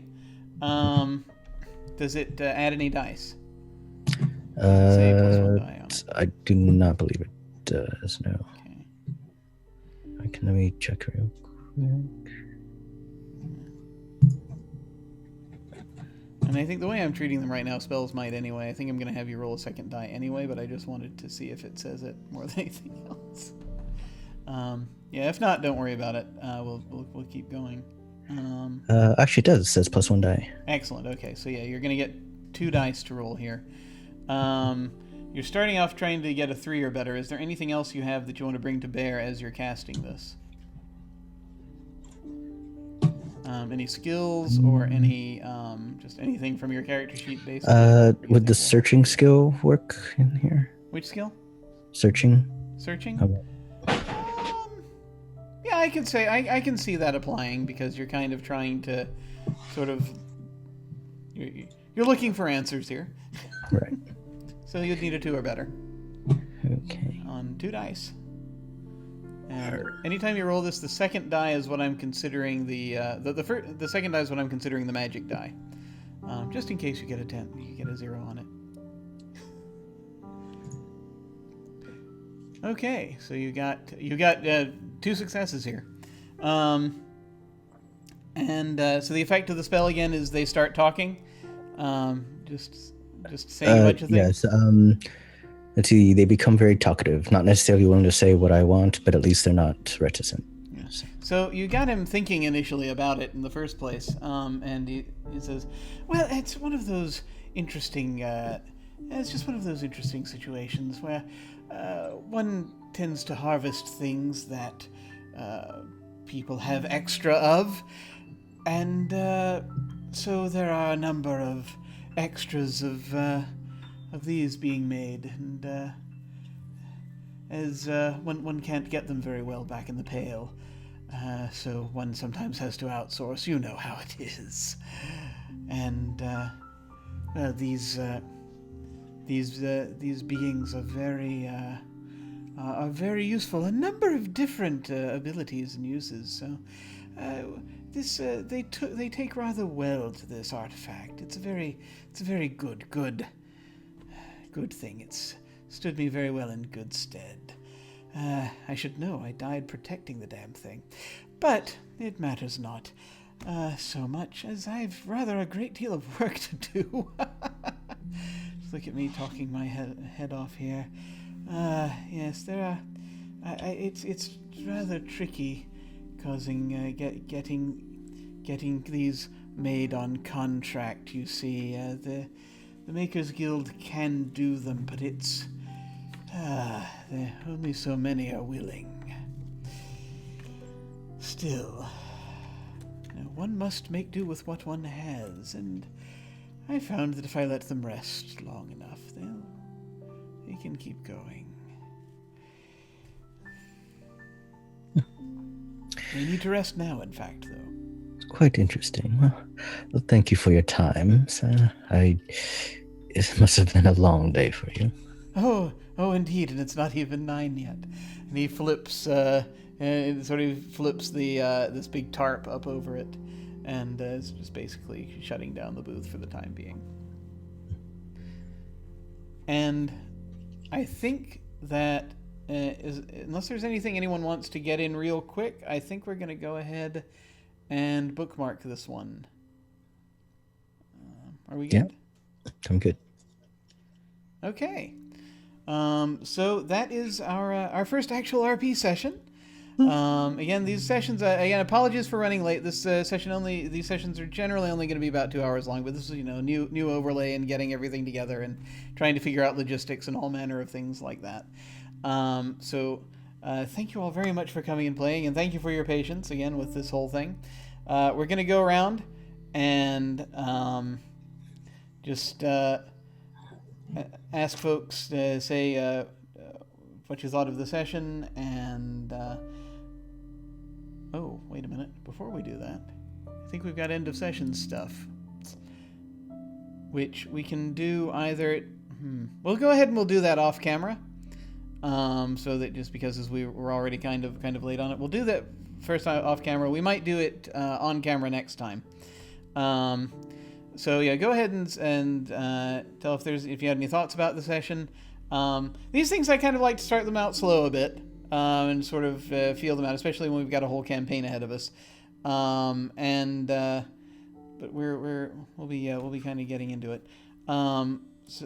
So basically, again, just say what you thought of the session and where folks can find you, whatever you're doing. And I'm just going to go around the same order we started with. So we're going to start with Djinnaya. Hello, my name is Djinnaya, and I make art, and I play good games with nice people. And you can find me on Twitter at Djinnaya. I'm pretty much at Djinnaya everywhere. And if you want to see me in another game, on Wednesday night, I will be on Encounter Roleplay playing Things from the Flood at 8 p.m. Eastern in Nomadics game. And we are in our last 3 sessions, so it's getting super emo. So yeah. And as far as the game today, it was great. I mean, it's really kind of strange to figure out, and it was nice to kind of have these first couple of rolls and feel I felt like I didn't really know the mechanics, and then as soon as I got into the first challenge, I was like, oh wait, I read all this. So yeah, it's a good confidence builder. I had a very similar experience on the other side of it. I was like, oh yeah, this is how this works. Very cool, very cool. And let us move on to Wilde. Yes, hi, I'm Wilde Engineer. You can find me at Wilde Engineer on Twitter. I'm doing quite a few things right now. On Mondays, I'm doing Call of Cthulhu on Straticus. Also, some Masks: A New Generation on Welcome to the Party. Tuesdays, I'm doing some D&D on Encounter Roleplay. On Saturdays before this, I am doing some D&D BX on Greyhawk Channel. And tomorrow, I am GMing a one-shot of Mutants in the Night on Welcome to the Party. Yeah, so this was a pretty good session. Shantano turned out to be a lot creepier than I was expecting him to be. Hopefully, he will work his way out of that for a bit. But yeah, I'm kind of interested in seeing how all these relationships kind of develop. See if anyone actually warms up to Shantano, or if he kind of accidentally becomes an outcast again. Yeah, it will be very cool to see what happens there. Very cool. And we'll move on to Arras. Hello, I'm Arras. I'm Animus Panthera, or Animus.Panthera in most places. I am a zoologist, actually. And I like to play tabletop games, and I cosplay, and I make jewelry. And tomorrow I will be on, now I suddenly can't remember, Encounter Roleplay, playing the Star Wars.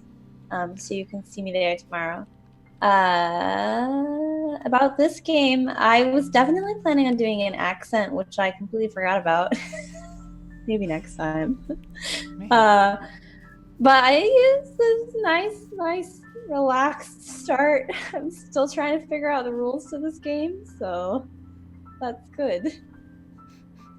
So are we all. So are we all. Thanks so much, though, for sticking with us. And finally, Anino. Hey, I'm Anino. You can find me on Twitter at Anino Gaming, one word. Also on Instagram under the same name. But everything I post on Instagram always ends up on Twitter anyway. Schedule-wise, I do an Extra Life stream on Sundays at 3 p.m. Eastern Time on the official Extra Life channel.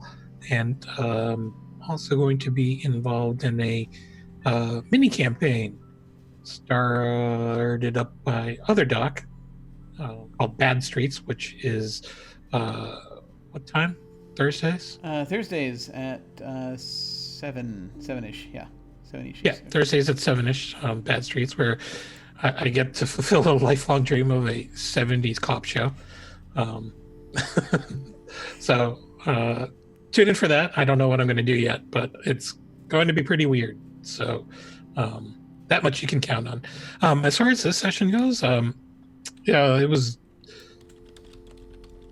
kind of apprehensive about it because I didn't do as much preparation for it as I thought I wanted to do. In fact, I don't think I even picked out the spells I wanted until like 5 minutes before the show started. So, but it was a nice start. I was just trying to do anything I could to shake out a possible path forward and, see what can sort of grasp onto. Just because everything is just so weird and out there, it's really hard to sort of form a connection or see the connections until you're just really into it. So I think there's a lot for us to build on, and I think it's just going to get better. Yay! Cool. Yeah, I think so too. Well, folks, thank you so much for watching this. This is our first full RP session for this. Once again, I'm Jim Ryan. I am very interested to see kind of how what folks are going to be doing and how everything's going to interlock. We're going to be bringing even more things from the directed campaign in soon, so that's coming. You can find me at OtherDoc on Twitch and Twitter. My website is jim.com, where you can find my Geek Observation podcast and links to my various other podcasts, audio dramas, writings, and such. I've got links down below to my website, Twitter, and YouTube channel. On the weekends, I do video games, typically. Probably not this weekend at all, but as I've still catching up with a bunch of stuff. But most weekends, those things happen. The schedule on that may be shifting a little bit. But this Sunday, first one shot of the month, we're going to be doing For the Queen. So I've been wanting to play that for a very long time, and I'm so glad that we've got some awesome people coming in to play that, and I'm very much looking forward to it.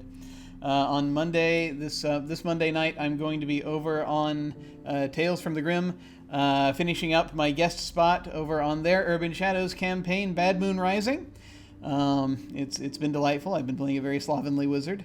And then Thursday, as was mentioned, we are going to have Bad Streets, a 70s cop show powered by the Apocalypse. That's the short campaign this month.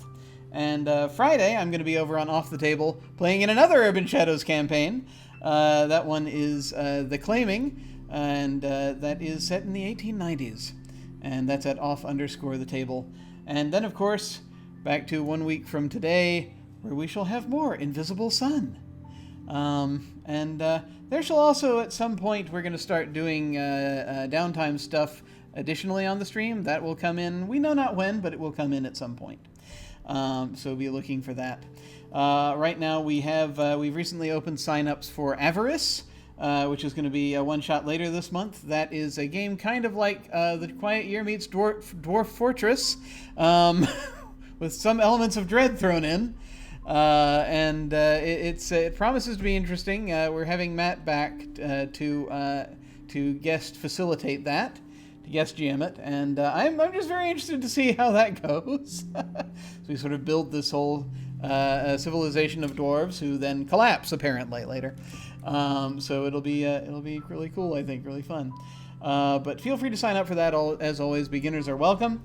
So when we hit the end card, if you would like to see more Invisible Sun, we're going to go and raid variant roles.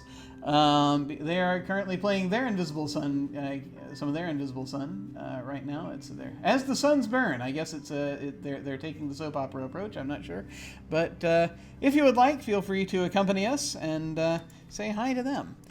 So we'll be doing that again at the end card. Thank you so much for watching, folks. Take care, and I will see you next week. Farewell.